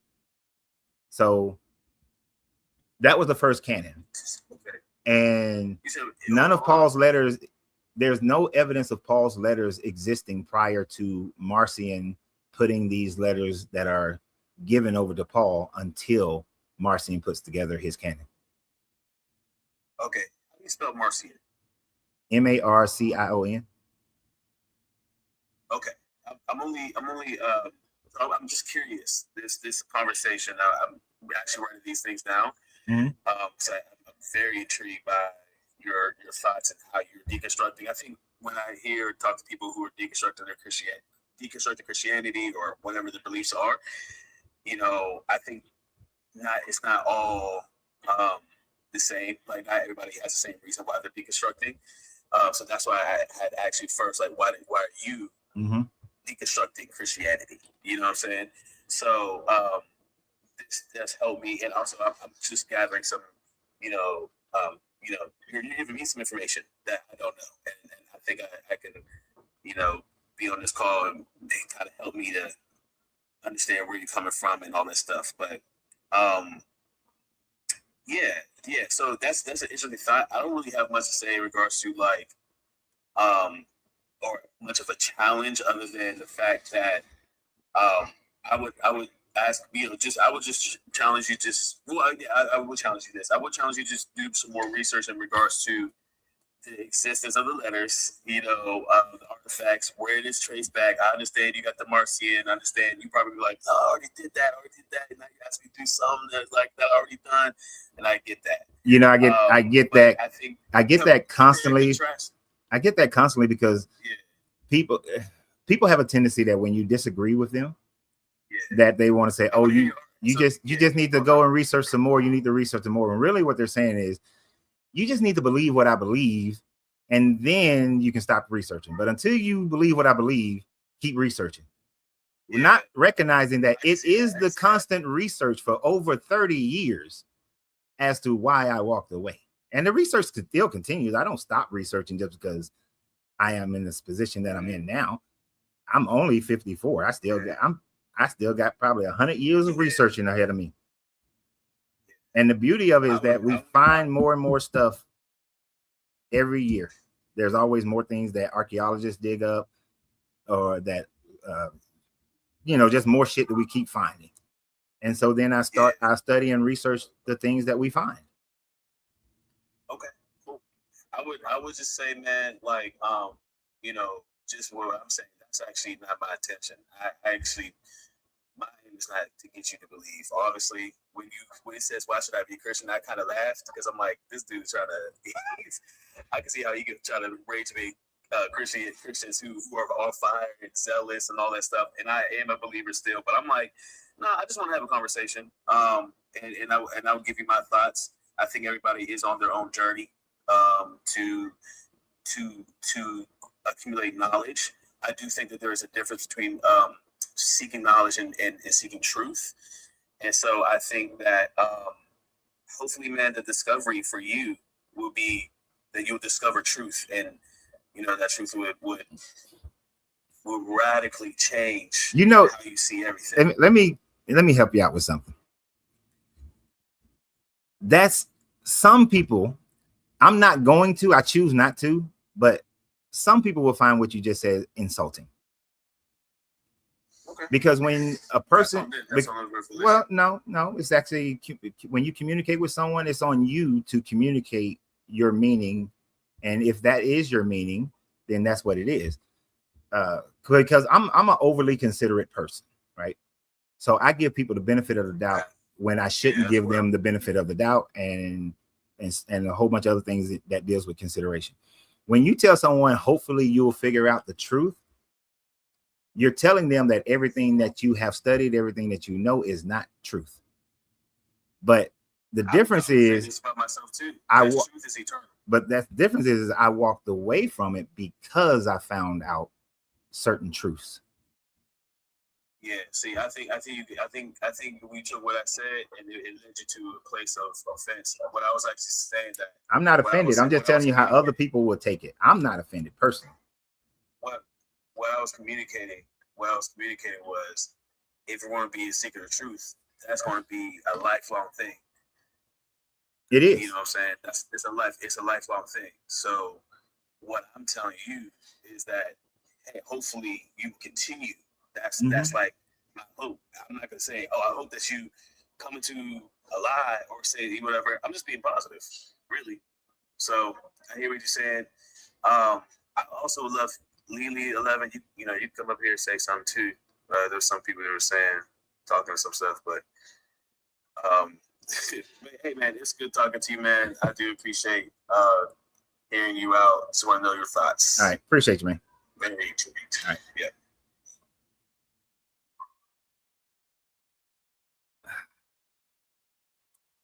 I got a couple of YouTube and Facebookers who came on before the other TikTokers. So let's get them on, those two on. I just still do it one at a time. IG, you've been waiting. IG, you're gonna get kicked to the curb. IG must be working. We're gonna Dark Light. Turn your microphone on. What up, Coach Renz? How's it going, bro? I'm doing well. How you doing? Pretty good, man. Just diving into my delirium. It's been a while since I came on. I just wanted to come on and say hi. See how you're doing, man. I'm doing great. Fantastic. You. That's what I was looking for a Christian to tell me what is the benefit. Maybe I should have put what is the benefit of being a Christian instead of saying why should I be Christian. I figured that would lead into that, but I haven't got anybody to tell me what would be the greatest reason and benefit for me to be a Christian. Well, I was kind of wanting to troll and role play a little bit and come on here and act like I was a Christian, but you already know I ain't. I know who you are, so I'm not going to fall for that one. Yeah. You have to change your name and not show me a picture and not turn your camera on. Because I'm know who you are. Well, I just been working on my own shit. You know, I'm writing a book because essentially all theology is just pulling shit out your ass. But I'm one of the few theists that's honest about that. And to all my theist fellows listening out there, let's just be honest about it, y'all. You know, we believe in imaginary friends. We pull bullshit out of our ass, except for at least I pull shit out of my own ass instead of y'all pulling shit out of someone's asses that was 2,000 years ago that might not have even existed. That's true. I pull shit out of my ass, but when I do, I will later tell the person the truth. Like I told my children that when it rains real hard, there's tens of thousands of birds in the air spitting on me because them jokers will play in the rain all the time. Now, to be honest, I initially got them started playing in the rain, but then you know how kids are. They don't know when to stop. You know, like I don't know if you was here when the Hindu guy was on here talking about some being in heaven is just playing all the time. After a while playing, I'm tired of playing. So, but I ain't want to go there with him. So yeah. I told my kids that when they was kids, just to get them to stop playing in the rain. As they got older, I told them, I said, yeah, I just told y'all that bullshit just so y'all get out the rain. There's no birds up there.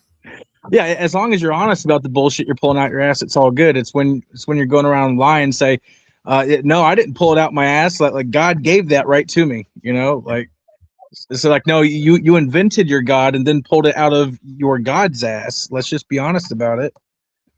Pretty much. Your God wouldn't exist if people didn't believe it. That's why all the ancient religions that have died, they died because no one believed in them anymore. Exactly. There is no more humans to lend their power to that idea of that particular God. Yeah. And the graveyard of gods will continue to grow, because at some point the Abrahamic gods will enter that graveyard themselves, and there will be no one will believe in those guys either. It may be 1,000 years from now, but at some point, some of the religions that's listed up here will not exist anymore. There will be no human left to carry the torch for that particular ideology, and it will succumb to the sands of time, just like everything else. Exactly. All right. Well, I just came on to shout you out, homie. I was listening to you. I hope you're doing good, man. Appreciate you. I'm doing great. Doing fantastic. Cool, man. We'll keep rocking with it, Holmes. All right. Have a good one, man.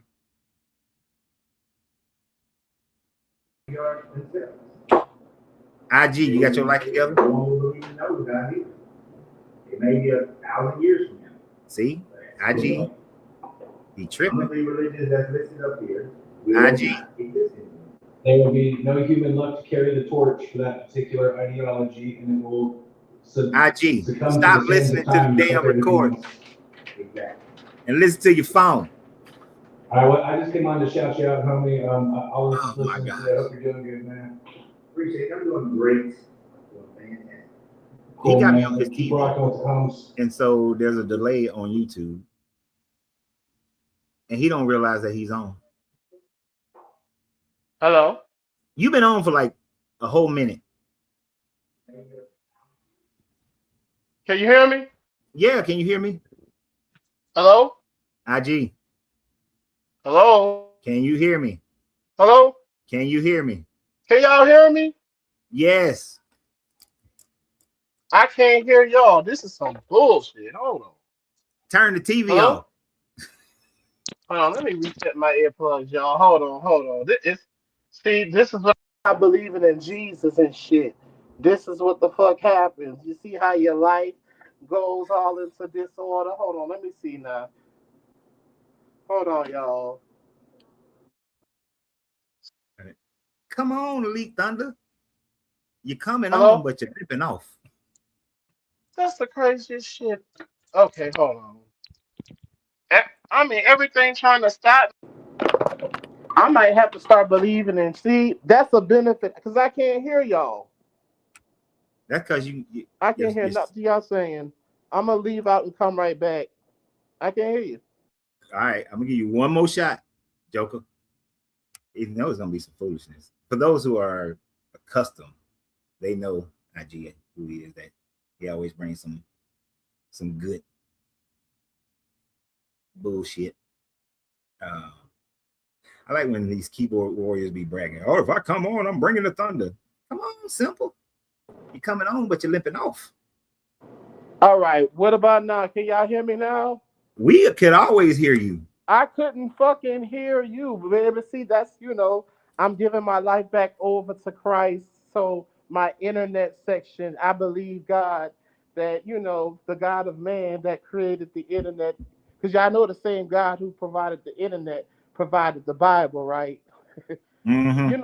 But no, why should I be Christian? I'm gonna be kind of pedantic, but kind of half serious. But look at me. Speak up. Quit looking away. Yeah, just every time you look away, your voice goes muffled. Hold on. Now I don't know why this. Just put the microphone closer to your face. Closer to my face, you said. Hold on, is this? That's fine. Just go ahead and say what you're gonna say. Go ahead. I just wanted it to be louder, but go ahead. Now my technology is working, y'all. See. Okay, now you. So okay. So now what I was gonna say is that yes, there are benefits. Why should I be Christian? Okay, for starters, you have the protection of the state religion. You won't be a heathen by definition, because if you are practicing the spiritual system of Judah Christianity, that does give you some state and sociology and cultural fucking exceptions, right? It also gives you more social and business capital as well, because most of the money in the politics is tied up with the religious affiliation. So there are very much mortal reasons systematically why I mean, that's really the real true tea as to why most people are Christian. Like they, at least the white chocolate who was just on here, at least he was honest enough to say that, hey, this is some fairy tales. But the parts of where it is communal, where it is tribal, where it gives you you get to feel like you're fucking Clark Kent and you're the Kryptonians, or you get to feel like you're the Saiyans in Dragon Ball Z. Yep. You 'Cause know, so you're right. Because so if I was on here being Christian and utilizing the historical things that I know and just flipping them to make it fit Christianity, misconstruing them, right. it's social media wise. Huh. I would have way more views. I would get sponsorships. I would make way more money if I was Christian. If I I would. would have just, oh, I'm sorry. Go ahead. Keep talking. No, I mean, go ahead. No, I was gonna say that. Oh yeah, babe, I'm on my glass of wine today. If when I was, what kind of conflicted me is that because I used to really play the keyboard and sing. I play every now and again, but I used to really, play and sing and gig and stuff like that. And then I noticed when I begin to deconstruct, even while I'm playing the music, I am so disconnected from what is going on. Like I'm not, everybody else is in the spirit, and I'm sitting up here, fucking around with these chords looking like this some bullshit. And these niggas are still having the same, but I realized they still having the same emotional response. And then I kind of saw like, wait a minute, this ain't just the big mysterious boogie spirit thing that because they would have led me to believe that, oh, if you gay, your spirit gonna make everybody gay. And that's definitely not true, because got plenty of y'all cheating on y'all wives and fucking girls in here, and I ain't want to fuck a bitch yet since been around y'all. So we know spirit transfer don't work like that, you know what I'm saying? So I realized that it's the intention behind what everyone's coming together for too, and I had to being able to accept that part of it. So if I would have chose to just to shut the fuck up and just play the politics and being in the culture of the music, oh, I have a completely different lifestyle. You would, but you know what's a great thing though? I gotta say this. When I first started, well, let me rephrase it. I would have walked away from Christianity at probably a decade sooner if the internet was around a decade sooner than it was around in the way that it is now. Meaning that one of the reasons in my 20s that I didn't walk away from Christianity is because in my 20s, there was no community. You had to be Christian. You couldn't reach, there were no message boards or YouTubes and, all that kind of stuff that you could find other people and see that you're not by yourself. So part of it being, it kind of forces you to stay with it longer than you really would want to, because society looks down on you when you're not. Because I saw how atheists were being treated in the 80s and 90s, and I didn't want to be treated that way. It's the same reason why people don't come out the closet and they stay on the DL, because they can see how openly feminine or flamboyant gays are treated, or the perception of so. Ooh, that's a t-shirt. Coming out the closet of Christianity. Hey, the kneel in secret prayer. Don't be mad when y'all see me with a shirt that say, and I tell y'all where to go buy it. Coming out the closet of Christianity. Hey, I like it. And on the back, it's gonna say free to be, and then it'll say free to be me. Give me a 2X. You heard me? I need a 2X. About two of them bitches. But yeah, no, but really seriously, when I think about, why should I be a Christian? I mean, there are plenty of, it's so ironic that they have a doctrine that says that the weapon of their warfare, they are not carnal. But the irony is everything about the institution of your religion is very fucking mortal.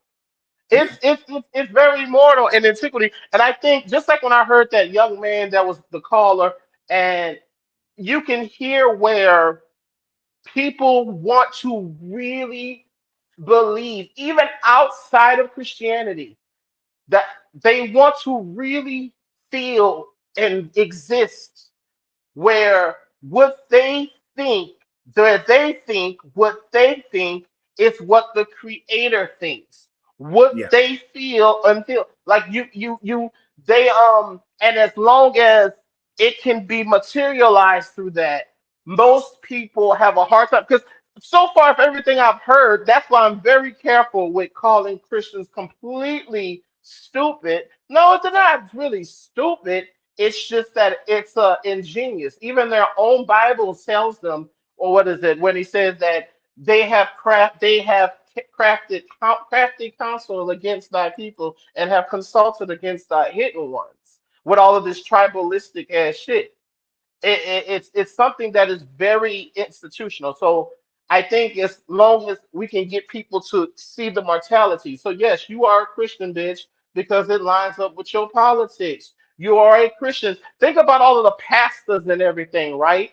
Who wants to hear that the base of what's your cost of living, clergymen, church musicians, ushers, because it has an actual economic material effect, this is one of the biggest reasons why people can't disassociate. Yeah, yeah. It's there are a lot of people that I know of who are in those situations where if they disassociated with Christianity, they would lose their livelihood, and so they stay with it. And like, if I was like, I get coaching clients now, but I've lost coaching clients because I wasn't Christian, right? Or when I owned my gym, if I had personified in my gym that I wasn't Christian, I probably would have lost a lot of clients when I owned the gym. It is more difficult to not be Christian, but I still wouldn't choose it for those reasons, because I have not suffered, because I realize I can go out and do and make and create and still take care of my family, still take and even now my kids are grown, still take care of my grown ass kids sometimes.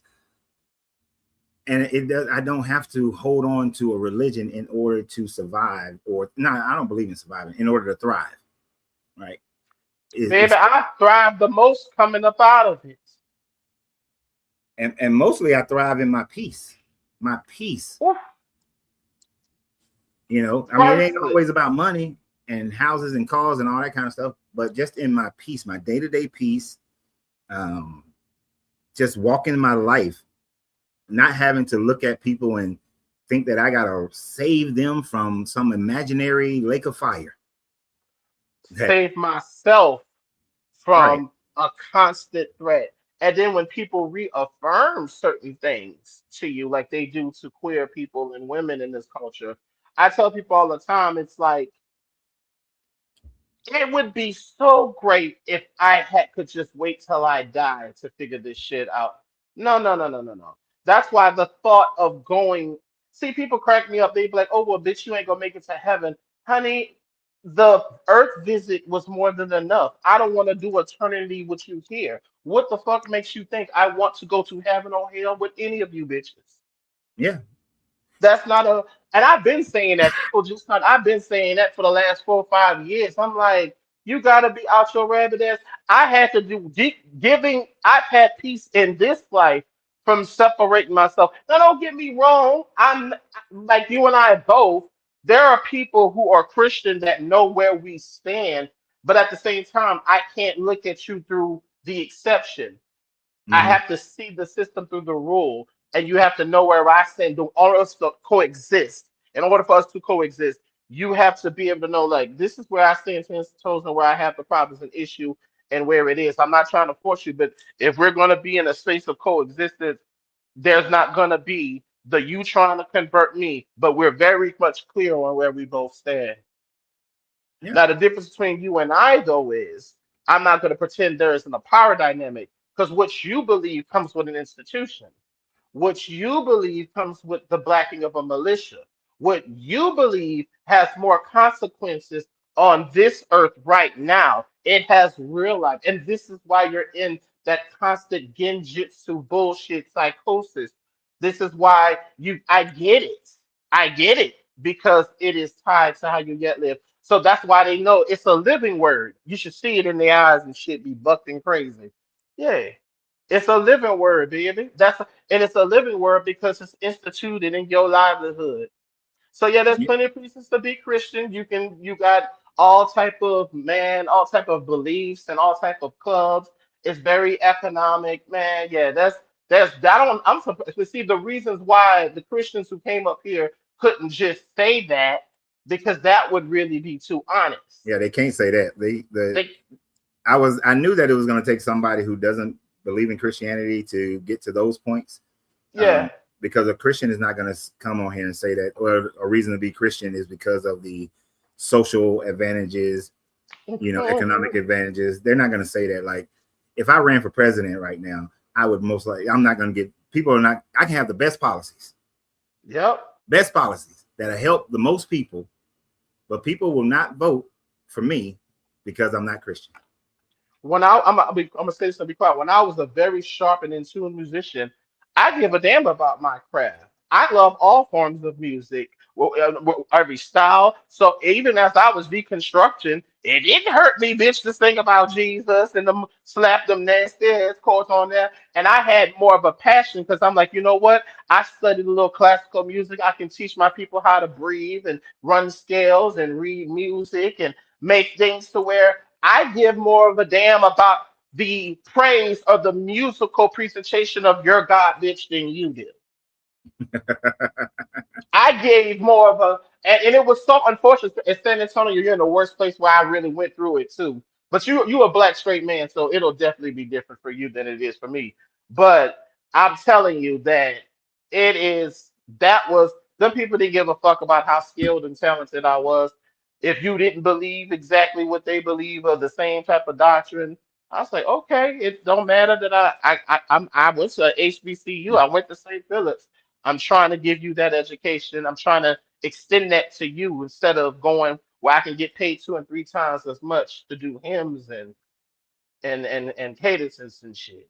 Yeah, San Antonio is very much a Christian oriented city. And Hmm.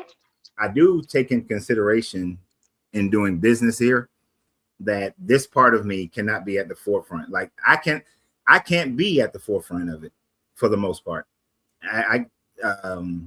So there's something I'm working on right now. There's 2 things that I'm working on right now. But I know that the way I did it in Atlanta, where I was the face of it, that shit ain't gonna work here in San Antonio. I mean, for race, not just for that, and for race, it ain't gonna work either. I don't. I keep hearing this from all these people here, but I've been here for almost 2 years, and I don't see that. I don't see That's the good. racial issue that people Well, talk I, about. I mean, it's just you because it ain't none of my business. But depends on what side of town you are. Is that would definitely be the case. I'm in the That place don't mean. where I live in the place where they say is one of the most racist places in San Antonio, and I have yet to have any issues. Yeah, I mean, here's the thing too, and there's a profiling system that happens. Unfortunately, I didn't start to get profiled until after I lived there for 5, 6, because I was there half my life. You know what I'm saying? When Katrina hit, that's why I ended up. So I didn't really have to start to deal with it. I'm not saying that's gonna be your situation at all, It's but not. I didn't. It, I had to deal more with the gay shit. With the anti-gay shit. People didn't get the black folks didn't care. Either here or there. I'm glad that you have a different experience, but then I know a lot of my people that's from there trying to get to where you from, and but I think that's a natural reaction though, because if you are anchored in a place for so many, or at least a couple generations, or that's where you're from or you're native from, I think that's a natural response to want to get away from that. No matter how famous. Like people say New Orleans, bitch, I'd never move. Well, you deal with all of that insurance fraud and all of them hurricanes and Yeah, all that enough times, bitch, you might change your mind. yeah, I couldn't live that either. But let me let some other people get up here All right, y'all, later. later. That joker there. I don't know. I think San Antonio is fantastic. I had a good time here in San Antonio, and one of the things is I have the expectancy of greatness wherever I am. When people found out where I was putting my cigar lounge in Atlanta, they was like, "Oh, you're gonna deal with the racism." Yeah, Stone Mountain was a sundown town when I was growing up, but It wasn't by the time I got there. Let's see if some of these people, for those who are wanting to come on, okay, so none of these people are there right now. You're gonna have to be patient because I only do one person at a time. You think I don't do the 50, 11 people talking at the same time. I can't even, like, some of my favorite podcasters, I can't listen to them. But for maybe like 10 minutes because they got like 9 people on there, and that shit is annoying. They yelling and talking over each other and just sound like a whole bunch of fucking chickens in a coop. Like, I would love to sit and listen to, like, if you have never, like, Thinker, I think Thinker is great. I think Flush Scudo is great. But I hate the fact that they have like multiple people on their channels at the same time. And I know why they do it, but it just, and a lot of them are moderators that they have on there, but it's annoying to me. It's annoying. Oh, thank you, Miss Fifi. All them comments, over 200 comments. And thank you everybody who gave flowers and whatnot on TikTok. Appreciate those. Appreciate the gifts. So if you come on, if you're not on, you just got to be patient. And I know people want to come on when they hear things from other people. And I give you your chance if you're just patient. But I'm just not going to have multiple people on here at the same time. Just not how I do things. So, but yeah, there are, walking away from religions in any city, in any country that's dominated by a religion is not going to be a cakewalk. You're going to have to go through some shit, deal with some bullshit. But on the flip side of that, life becomes easier. Your personal life, your intimate life with yourself becomes more peaceful. You don't have to, a lot of the worry and stress goes away. You're not stressing about, did I sin or did I not sin? You ain't worried about those kinds of things. But all the while, if you actually believed in the Bible, most of y'all are sinning all the time by wearing mixed linen. You need to stop wearing the mixed linen. But, there are some things, like I was saying to IG, there's some business, when I look into business ventures, certain ones I have to look at differently, because I know that just by saying that, hey, I'm not a Christian, that would hurt your business. This is the reason why some people promote that they're Christian. This is a Christian-based business. It's the same reason that I would say this is a veteran business. You know that you get certain willingness of people to support your business if you are part of a certain group. It's a sad thing because you can have the best product or service, but people won't choose it simply because you don't believe in their fairy tale, in their mythos. It's crazy. It's crazy. If you were to go to Israel and you're living in the state of Israel and you open up a Christian business, you're not going to be given the same availability as a person who's Jewish. You're just not. It's a messed up world. You go there, you go through the Muslim markets in Jerusalem. It is largely supported by Muslims and Christian tourists. You might see a Jewish person walking through it. You'll see a Jewish person walking through it because the one that I'm talking about ends at the old wall on their way to the Wailing Wall. So you'll see Jewish people walking through it, but they won't support those businesses, and they can have a better price, better product, but they're going to walk right by it because they're Jewish and those vendors are Muslim. And I think that's just stupid, but that's people. That's just people. So, but I wouldn't give up and become Christian. And if y'all didn't catch it, IG was being a little sarcastic about it.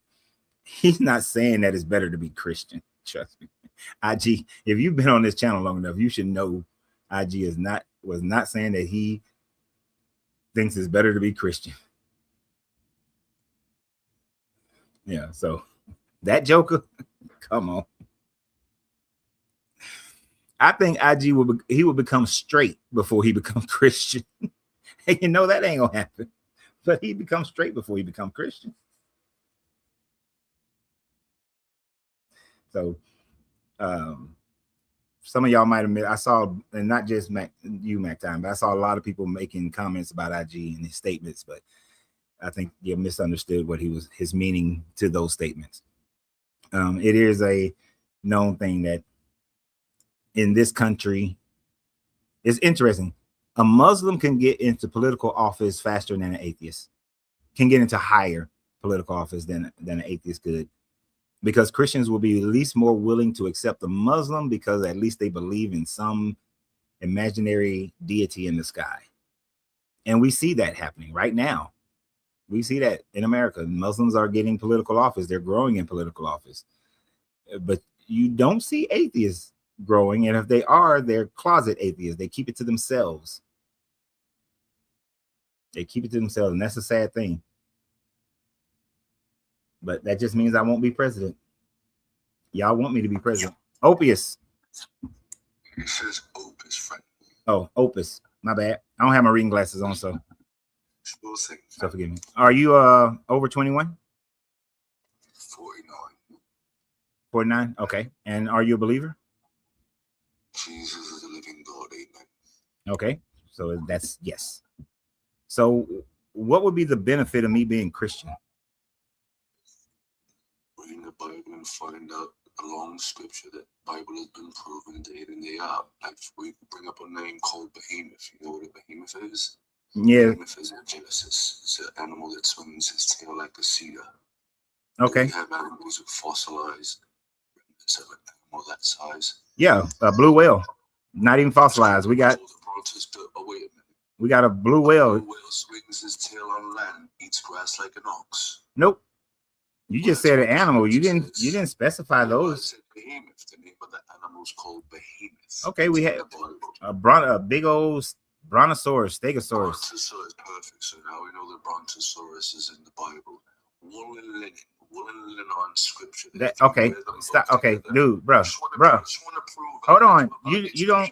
Okay, let me square your way on something. You don't get to just talk. Okay. You have a contention you don't, with religion, right? Bro. Let me finish what I was saying.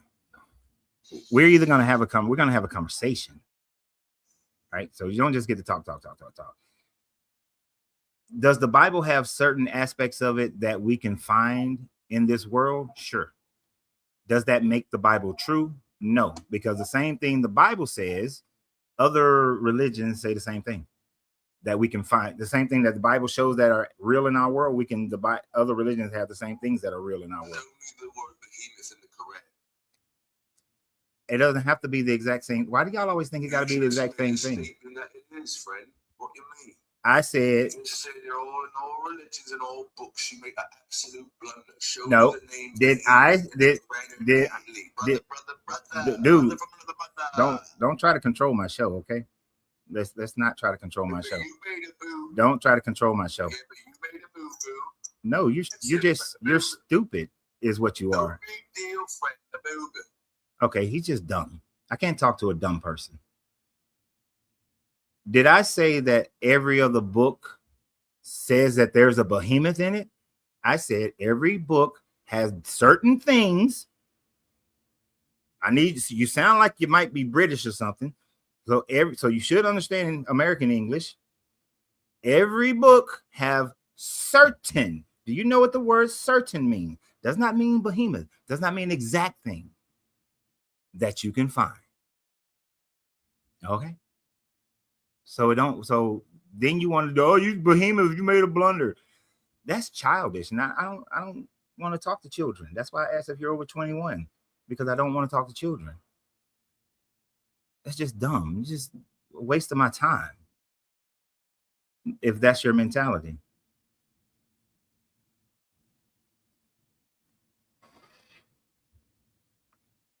Makes no sense whatsoever. Ugh. I mean, shit. Even though Muhammad claimed he split the moon, but the moon is mentioned in the Quran. Does that make the Quran real? No, it doesn't. Oh my gosh.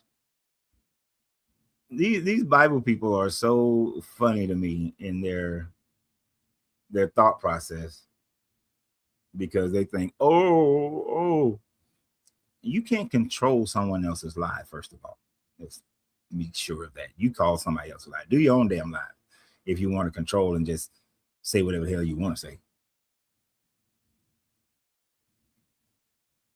Right. Are you looking for a guest to encourage you to be Christian? No, I'm not looking for encouragement at all. I'm just looking for factual reasons as to why I should be Christian.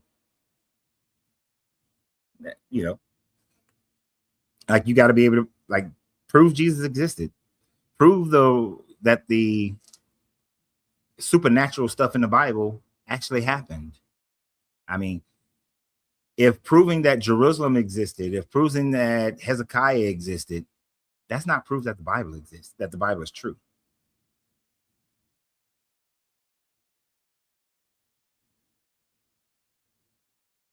I didn't see your name. Let me see. What was the name on it? Okay. I see a lotus flower. What's your name? Yes. Just call me Jazz. Jazz is fine. Okay, Jazz. Are you over 21, Jazz? I am. I'm 33. Cool. Are you a believer in the Bible? I believe the Bible is a book. I believe in it as far as there are lessons. There are lessons from it. Some of them good, some of them bad. But I don't think it's a guidebook in how one should live their life if you're just sticking to that alone. No, I can agree with you there. I can agree with your entire statement that there are some things you can learn from the Bible. There are a lot of things that you shouldn't learn from the Bible. But it's just a book. Yeah, I mean, like we got radios, we got televisions, we got a bunch of channels on it.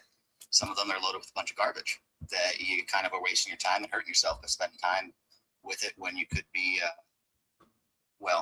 on a different channel or not tuned into the TV. So, leaving those horizons open to yourself, I think, to oneself, is the best way of engaging with material and books like the Bible. Yeah. And one of the things that I realized, a few decades ago is that everything that is good in the Bible, I can find somewhere else that doesn't have all the bullshit that the Bible has. Like, absolutely. I could read the Tao and get every good lesson that the Bible has. Depends on the translation. Who was in charge of that one? I haven't seen a bad translation of the Tao. That would be interesting. No. It's not a bad translation as far as the different factors that are politically at play. When you see which ones, and so who was in power, when now to power, that change as far as we saw. Like a good example is Journey to the West. That's one key example of things that got adjusted as far as how they were presented. Oh, gotcha. I understand what you're saying. Yeah, that's all I'm saying. Yeah. So translation, but what was going on at the time when it was translated? Somebody utilizing their political powers and ambition to flip it onto something that it doesn't necessarily mean. No, I'm with you on that one. And you can see that with every religion, that people will abuse it to continue their political powers. Religion kind of exists everywhere, at least in my eyes. It's a method of trying to teach people lessons that they didn't have terms for at the time. It's the older way of trying to teach lessons. You go back to, you held the kids around the fire when we were first, able to make fire and get the meat that we had and cook it over a fire. And you gesticulate and you grunt and you show the kids you don't take someone else's food because then the monster comes out of the woods to get you.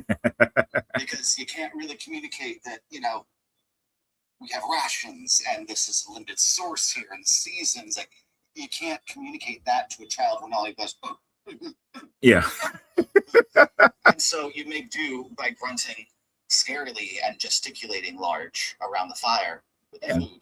And we have so many, and there's so many folklores that come about for those reasons, to teach those type of lessons.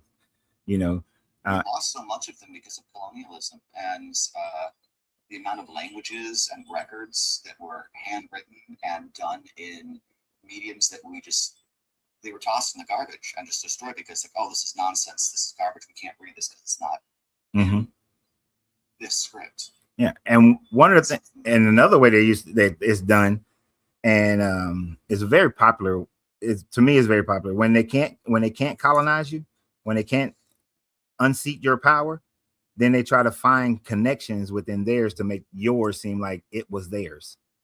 Like with the in China, when they couldn't conquer China, they saw the lessons of Shangdi, and they tried to make Shangdi be Yahweh, and try to convince them that, oh, you're worshiping the same God that we're worshiping. You just call him Shangdi, but we call him Jesus. It's a cult of personality that forms around Yeah. it. And then as they implemented more economic power, then people started agreeing with them, because if I can't get military power over you, I'll use economic power to convince you that you should follow my version and not your version. And so then that version get lost to those people after a few generations. Yeah. And with all the tech that we have in play now, there's a lot that can be held over people's heads. Yeah.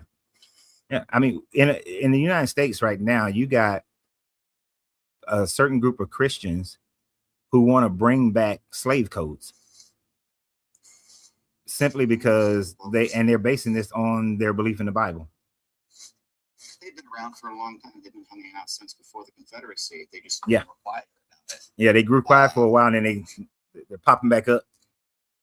And on the flip side of that, you got there's a lot of black Christian style, or Abrahamic style religions that are cropping up and getting more popular, and they want to dominate people the same way that was done in the past, which is bullshit.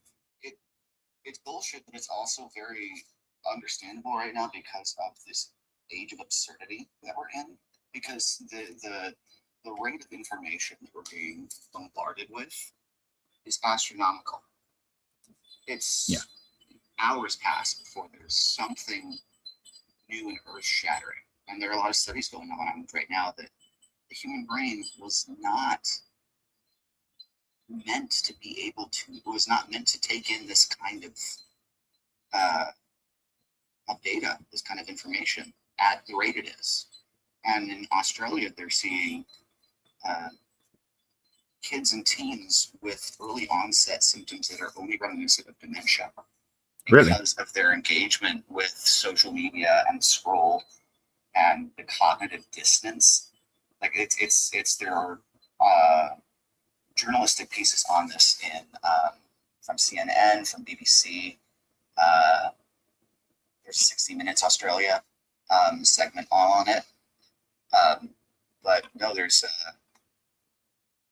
a lot of Gen Z is actually taking things more in the direction of MySpace era. Again, MySpace is opening up again to be like, no, we've gone too far into this. The addiction to social media is what's destroying us. So it's I'm gonna have to look up believe that. the news, don't believe in a higher power. Yeah, I believe what I see. It's a fun little comment. Yeah, I'm gonna have to look. I haven't seen any studies on that. I'll look that up. You say this is in Australia, right?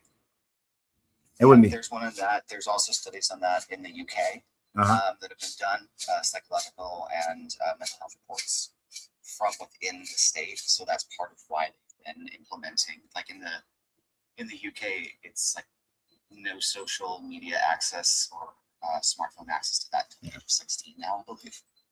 Oh, okay, that's interesting. And it's crazy that you said you don't believe in the news, don't believe in the Bible, right? Or religions. Do I believe in the religions? Like, if there's lessons in everything, do I think that, that the Bible is a script to is Sky Daddy? No, I don't. Yeah, right. But the part that I was going to hit on is the fact that, the news, it used to, when it was a lower amount of news that you would receive every day. Now you're bombarded with so much news, but some of it, in this new advent of AI, you have to question whether or not what you're even seeing is real now. Like, because I was going to do a video that I thought was a real news story. But of course, I go and research things before I do a video. And the research that I did showed that the meme that I saw was a fake. That, they had a news organization on there, which was the BBC, but the BBC never reported this, and I was like, oh shit, this is just some fake BS. And at least it was showing that these statements were coming off of just social media. Yes. That there was no That real is- reporting on it. The news is not in it. The news is not infallible. Like that's the kind of thing. There's always systems of power governing it, maintaining it, controlling it, and Yeah. choosing what gets dosed out. Yeah. And But it was easier when I was growing up. It was easier when I was growing up Oh, yeah. to see the propaganda, you know, because you knew there was some propaganda and based on something, but there was propaganda about it. Now it's becoming even more difficult to know. You know. no, that times were easy. Honestly, I feel like things were better. I'm gonna date myself. But before how we see how the elections changed when they moved from being on the radio to being television broadcast. Mm-hmm.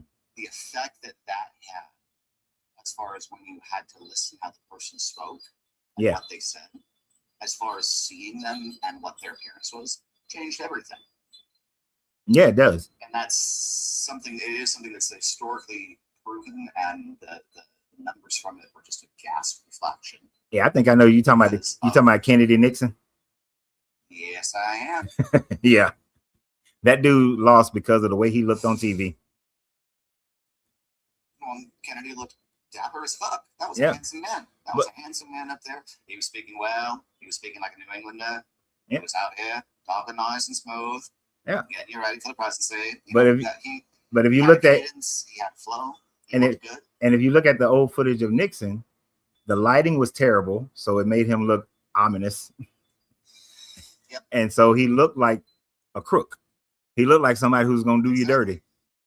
And he lost a lot of support. Just that alone. He lost a lot of support. And that's why it's like your physical appearance is making a difference in every damn thing we do.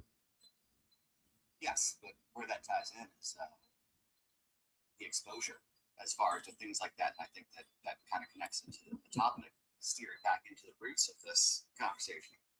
Why one should choose Christianity? I don't think anyone should, because unless you're going into it looking at it like it's a storybook, which is what it is, you're looking for answers and salvation and how to identify threats in a very absurd and chaotic time. Just unprecedented. Yeah, you are. And I just think it's not a safe move to make. It's something that's just going to set you and everyone you know up for a bad time. Oh, definitely agree. I agree 100%. And you know, you got to look at it like it's a a storybook. You look at it as something literal that you should follow in life, even allegorical that you should follow in life. I still wouldn't follow it, because there are certain things that you cannot make that into a good lesson. Like, how do you There's make one example specifically that does, and that's Jesus Christ Superstar by Andrew Lloyd Webber. And I am not kidding around here. I've never seen it. Oh, it is worth a watch. Things don't be Christian, but watch that movie. Listen to that music, because Man said Jesus Christ you know, Superstar. like, there's no spoilers to it because it's the story of Jesus. We know that one. But like the last number at the end is Judas descending down from heaven. Oh, really? I'm saying every time I look at you, I don't understand why you'd let the things you said get so out of hand. You'd have managed better if you'd had it planned. Oh, why'd you choose such a backward time in such a strange land? If you'd come today, you would have reached a whole nation. This man has watched this Israel show. in 4 BC had no mass communication. Jesus Christ. How many times have you Jesus seen this Christ. show? Who are you? What have you sacrificed? So it's a phenomenal piece. Well worth it. I see you really like that piece. I love that piece, and I also am going to make peace for some opposition to get up here because we've been rambling, and I love the Okay. dynamic. I appreciate you. Let's make some space for someone to come up here and convince you to be Christian. Good luck. Yeah, thank you. Whatever that may be. Appreciate that. Best to Thanks, Jazz. Hopefully it's somebody that we can have an adult conversation with, not like the previous person who don't know how to have an adult conversation. Oh, there's no one in the queues right now. So we got about 15 to 30 minutes I know there was some Christians talking trash over here on TikTok and Facebook and YouTube, but I see that they're not bold enough.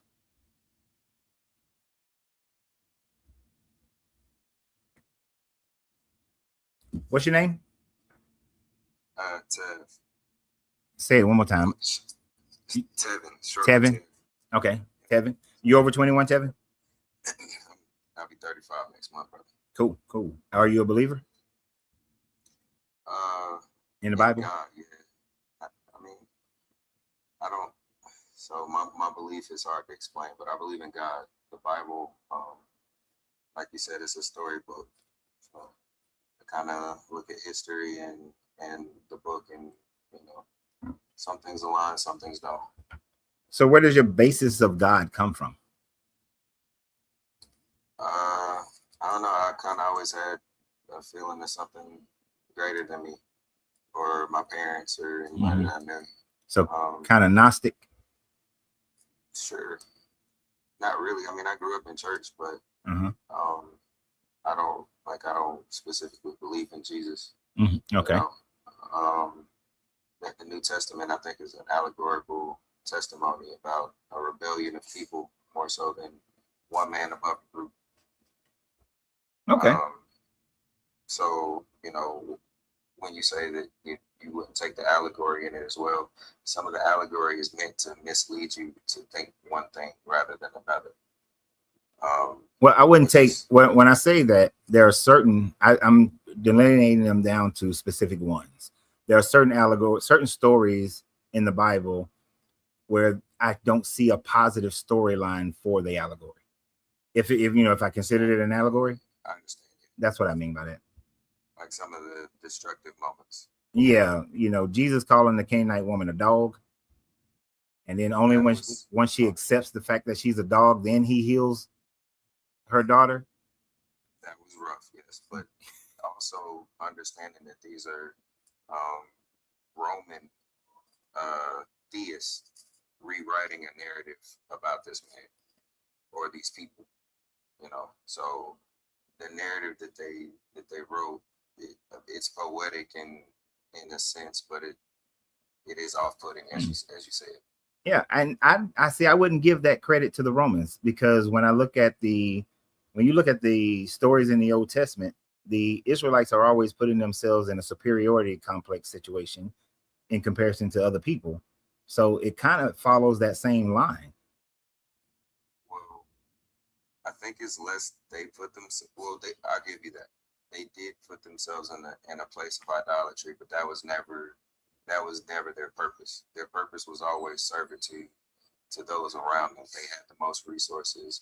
It's like just to kind of give an analogy, like in Black Panther, where they're being how do you say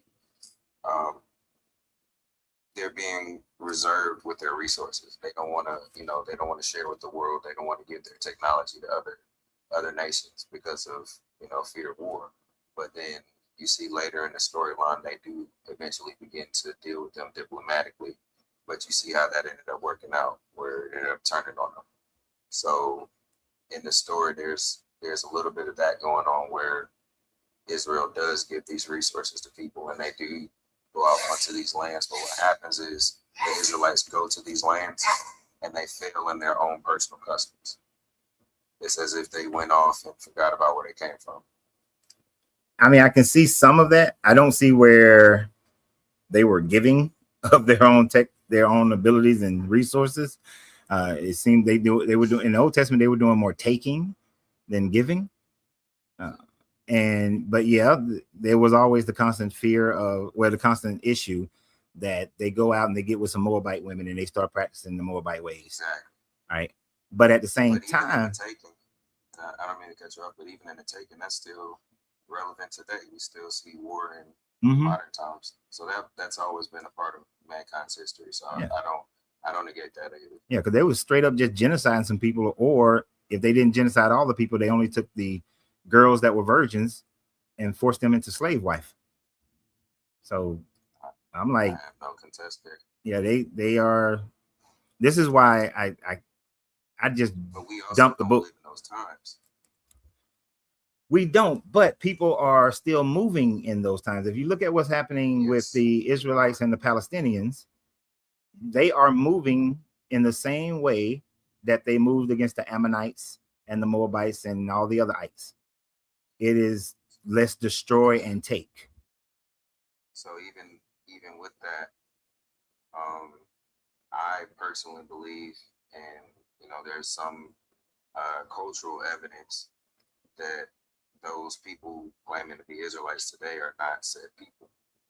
So there is some misconception in that quote unquote holy war as well. There's a lot of faces that have changed. Yeah. Now I will agree with you that the majority of the people who are claiming to be Israelites over there don't necessarily come from the line of Shem as their book describes them. Hell, I would say the Palestinians might be more in the line of Shem than they are. But I also think that trying to figure out people forget about the other side. And that's where the ruling class definitely are coming. If they could trace their line, if I did accept the Bible as a true story, I would put them in Japheth corner. But you wouldn't be. I don't think that anybody would be able to determine what group of people would be in the line of Shem. Correct. That it's been so. The world has mixed so much, especially in that region, that you wouldn't be able to distinguish anybody, any ruling group. But people are claiming stuff and they're acting out what that book says. And the only thing I take comfort in living in the United States, but I can see some erosion of it, is that the morality of the United States outpaced the morality of the Bible. And so we don't make our laws based on this Bible. We don't, the culture of America, which of course is a big mixture, doesn't follow the Bible. Even though we definitely got groups trying to push it more so now than they have in any other recent time.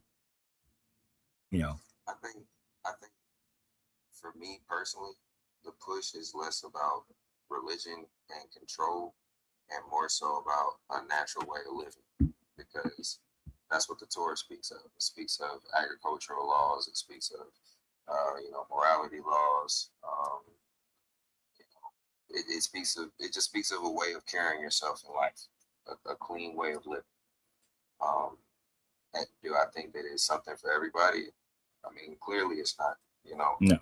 But I do think that it is a preservative way to carry yourself, if that's the lifestyle that you want. Now, if you're into, a life of what some people call vanity, I see you, but be careful with those, okay? If you're into hold on, sorry. I remember those days. Son wanted his attention, but yeah, sorry. So like I said, my main thing is just it's a more simplistic way of living. Like say for your off-gridders, those type of people that would, like to be off on a reservation somewhere, mm-hmm. or somebody like myself that would want to, create a place of refuge for people. I'm, as they say, an African American man. I don't really refer to myself as that, but our people have gone through a lot in life, and not just our people, but I want a place specifically for us to where they can come and have resources and prayerfully rebuild their life. But you can't help everybody, so it's just kind of a draw in the hat. It is, but in order to do that, you have to cherry pick what parts of the book you're going to follow. No, not. So I don't think you have to do that either. No, okay. Do you have a daughter? Yeah. Would you make your daughter marry her rapist? No. You got to cherry pick then. No, I would have to I'd have to repent for that transgression because the law does state, and I'm glad that you brought that up. The law does state that you're supposed to give him a chance. Unfortunately, I'm not God, and I don't like the law, so I wouldn't give him a chance. I'd have to ask for forgiveness for that one, big dog. Whatever. Which is cherry picking. You saying that I ain't following that one? To hell with that one. Which I'm with you. I ain't following that either. But I think that's the part of grace and mercy, because the Father's judgment isn't our judgment. So where he broke this law, he might take your judgment better than what the law said in the moment because you acted righteously. I mean, what father wouldn't do that? But see, that's righteousness based on how our morality is today. True. We don't see women don't get devalued simply because somebody had sex with them or they had sex willingly. Correct. But in that time frame, the value of a woman was her sex and her ability to produce sons. Correct. So thankfully we see women's value as a higher value than that. So we don't engage in those types of rules. And mind you, that's only been for about 60 years that we've kind of pushed past that kind of stupid stuff. Yeah. And we're still pushing past it. We're not there yet. Some men, we still got people who value women based solely on how many bed partners they've had, right. Which is dumb as hell to me. You can go and bang as many women as you want, but then if a woman explores her sexuality, her value is less all of a sudden. No, that's not even right. And I'm definitely not going to go with the slavery parts of the Bible. Even if I was the master, I'm not going with the slavery part. Servitude, slavery, verbiage, semantics. Them ain't semantics in Leviticus 25. Them straight up rules.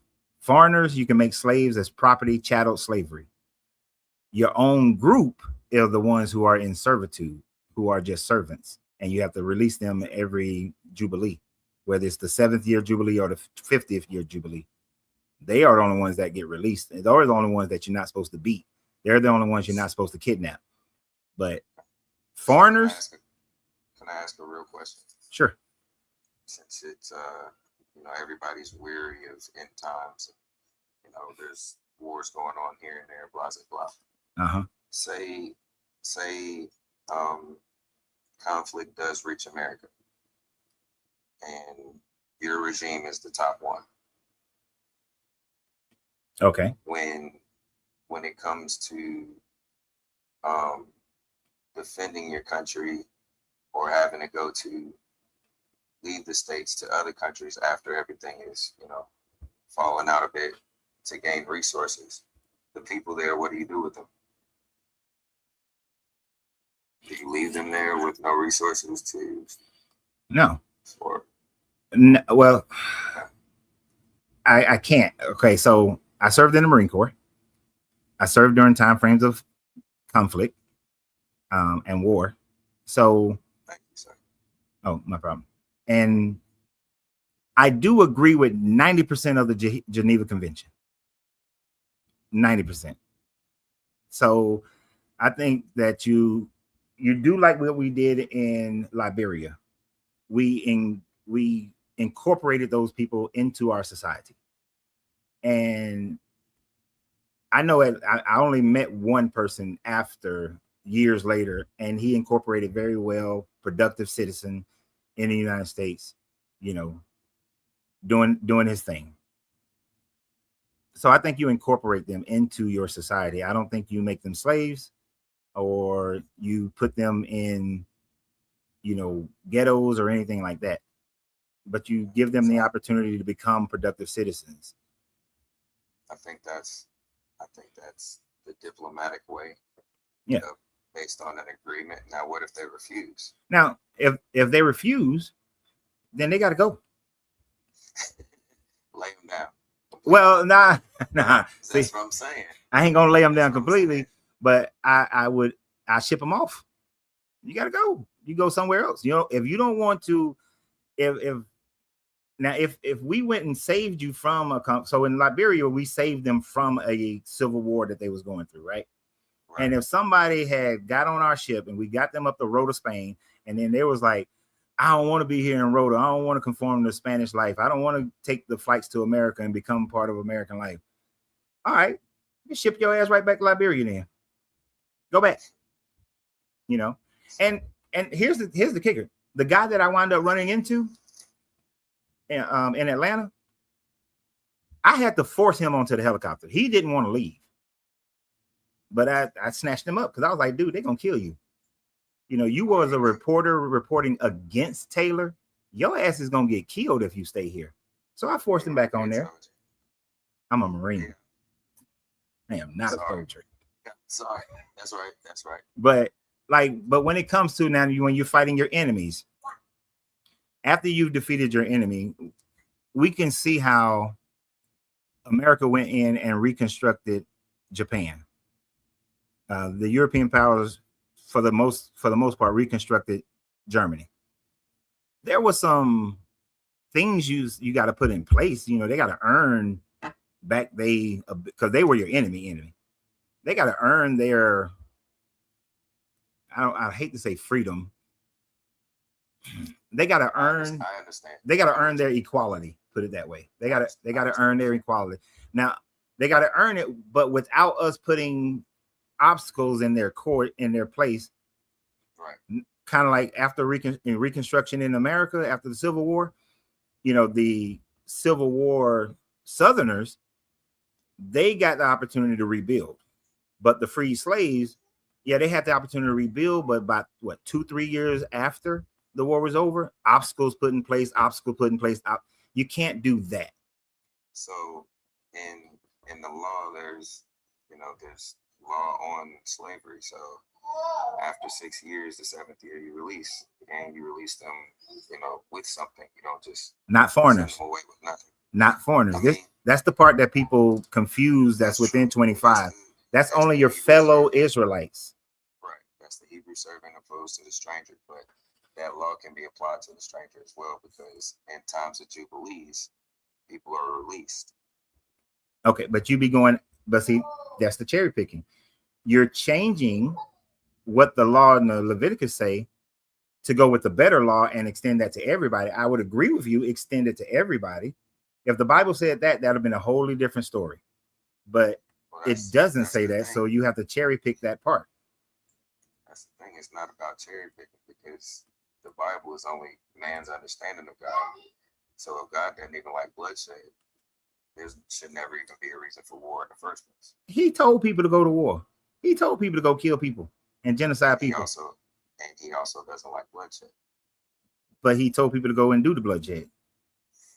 See what I'm saying? So is he cherry picking or we cherry picking? Shit, both.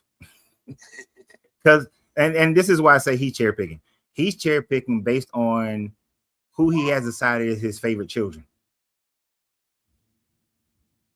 Because when it came down to if the Israelites were being conquered by somebody, or no, better yet, when he says that he is the one who sent the Amorites, I think, or somebody, he was going to purposely send them to crush the Israelites for their disobedience.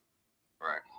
He never allowed them to genocide the Israelites. But when he sent the Israelites into the Canaanite lands, he's like, nah, kill all them. So he's picking based on who his favorite children are, even when he's going against the don't murder. It's still a difference. He got a favorite. And that would be like you having a favorite child. You got one child or more than one? I have two. Would you pick one as your favorite? Overall favorite. Just favorite. I can't. Exactly. I got a boy and a girl, so I got two favorites. Exactly. And even though sometimes the favoritism is different, I ain't gonna say that for you. For me, my favoritism was different. My girls could get away with a hell of a lot more than that boy could. Yes, already. 5. Oh yeah, so you already there. Yeah, but my girl's 3. That's why I had to say overall. Overall, I don't have a favorite child, but I do show favoritism in certain areas for each one of my children. You can call it whatever you want to call it. I don't care. I let my son do shit that I wouldn't let the daughters do at different ages. And most of that was for protective reasons and learning reasons. I understand that. Like even now, my daughters, they can come and live with me for as long as they want to. That boy, you got to have a plan. And I'm gonna need you to get the hell on after a certain amount of time. Nothing wrong with that. Yeah. But look, I appreciate you, bro. I'm finna get off here in about 10 minutes. So let me see if these last couple of people on here, and then I'm Peace out. to you, bro. All right, peace to you too. Later. Had a good conversation. See, Opus don't know how to have a good conversation like that. So sad. So sad. So very sad. Between these last two people, I don't know who came up first, but like most, I don't think that most people don't hit this on purpose. Gray, man, where my glasses at? I can't see these names. Graylin, you just muted yourself, Graylin. Graylin Pullman, Pullum.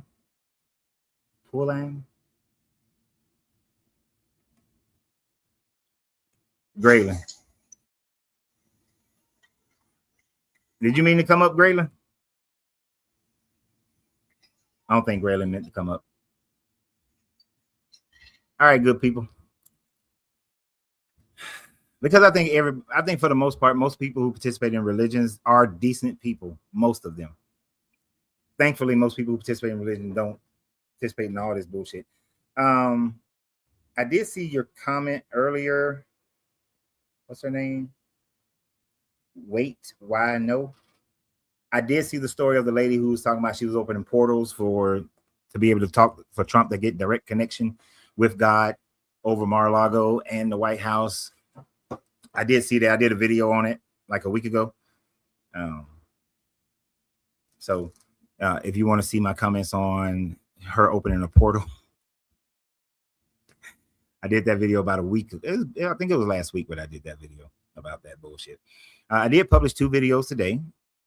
One is correcting what this lady was saying about archaeological evidence that points to the Bible, which she's talking about King David and the Tel Dan Stela, as well as Pontius Pilate. She had a 2-part video, but Dan McClellan did the first part of her video, and he did an excellent job on it. And I wanted to talk more about the philosophical part anyway. I can't stand when it happened personally. I know not everybody watches Dan McClellan's video, but I hate when he sees something, I see something, and he beats me to the damn video. It's just a competition thing in me. But that was if you watch Dan's video on her first part, because she really screwed up all the stuff about Isaiah that's in Daniel. That's in Daniel concerning Nebuchadnezzar and Nebuchadnezzar and Belteshazzar. It shows how a lot of these people don't even read their own book before they make some of these videos. But she definitely don't understand what the Tel Dan Stela is saying and how the Tel Dan Stela shows a contradiction in the Bible. So you either going to choose what the Bible says or what the Tel Dan Stela says. And if you choose the Bible, then that takes away your proof of this house of David. But even if it is a house of David, psychologically, does that mean David did all the shit that he claimed that he did? It doesn't mean that. And that's the problem when people say that there are historians who say that Jesus was a real person. Even though I disagree wholeheartedly with that. And I think that a lot of those people are saying that because of for financial reasons. At the end of the day, even if you could prove a person named Yeshua was walking around in the 1st century claiming to be the Son of God, claiming to be the Jewish Messiah, and even if he was preaching it in some esoteric manner, that still doesn't prove that he walked on water, that he fed 5,000 people with a 2-piece fish meal. It doesn't prove any of those things. It might just prove that someone existed, which is why I brought up Alexander the Greek to the other guy, the youth pastor. He believes Alexander the Greek was a real person, but doesn't want to say that he was born divine. But he want to do that for Jesus, because that's where the cognitive dissonance goes. That's where I got to believe in my narrative, and so I'll dismiss the same evidence for someone else's narrative, right? If you're going to say that the Bible, the Gospels attest to him, well, the Iliad attests to, well, I keep wanting to say Archimedes, but not to Achilles. But does that mean Achilles existed? Does that, and if you say he did, does that mean that he is the child of one of the gods? It doesn't mean none of that. We found the city of Troy. We know Jerusalem exists. Since we found the city of Troy, right? I don't know who that is. The city of Troy. Does that mean Achilles existed? It doesn't.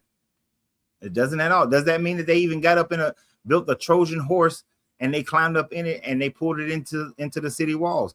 It doesn't mean those. It doesn't even mean that happened. We have no proof of that. We just got the story of Homer's Iliad and Odyssey, which I'm going to watch the Odyssey this week. Damn sure going to watch Spider-Man this weekend. So anyway, that's the end of the day. I appreciate all you guys coming up here. Janelle, thank you for the 10 jewels. Everybody who supports the channel, I would greatly appreciate it. Thank you very, very much. And it doesn't matter how big it is. 10 jewels, I think that's like 10 cents. I appreciate the 10 cents. The fact that you're willing to do it is very humbling for me, to be able to, that people will support this channel in the way that they do. And all the gifts that are given on TikTok, thank you for those gifts. It's not about the amount. It's about the fact that you did it. That it means something to me. So I thank you guys for that. And I appreciate it. So I'll be back here tomorrow at 2 o'clock, between 2 and 2:30. We go live Monday, Tuesday, Wednesday, and Thursday between 2 and 2:30. We stay on until about 5 because my wife comes home and I don't like y'all that much.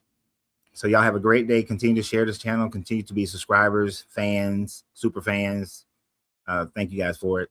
Y'all have a great day. And always remember, you got to free yourself to be yourself because your greatness is non-negotiable. Good journey, good vibrations. And I'll see y'all tomorrow.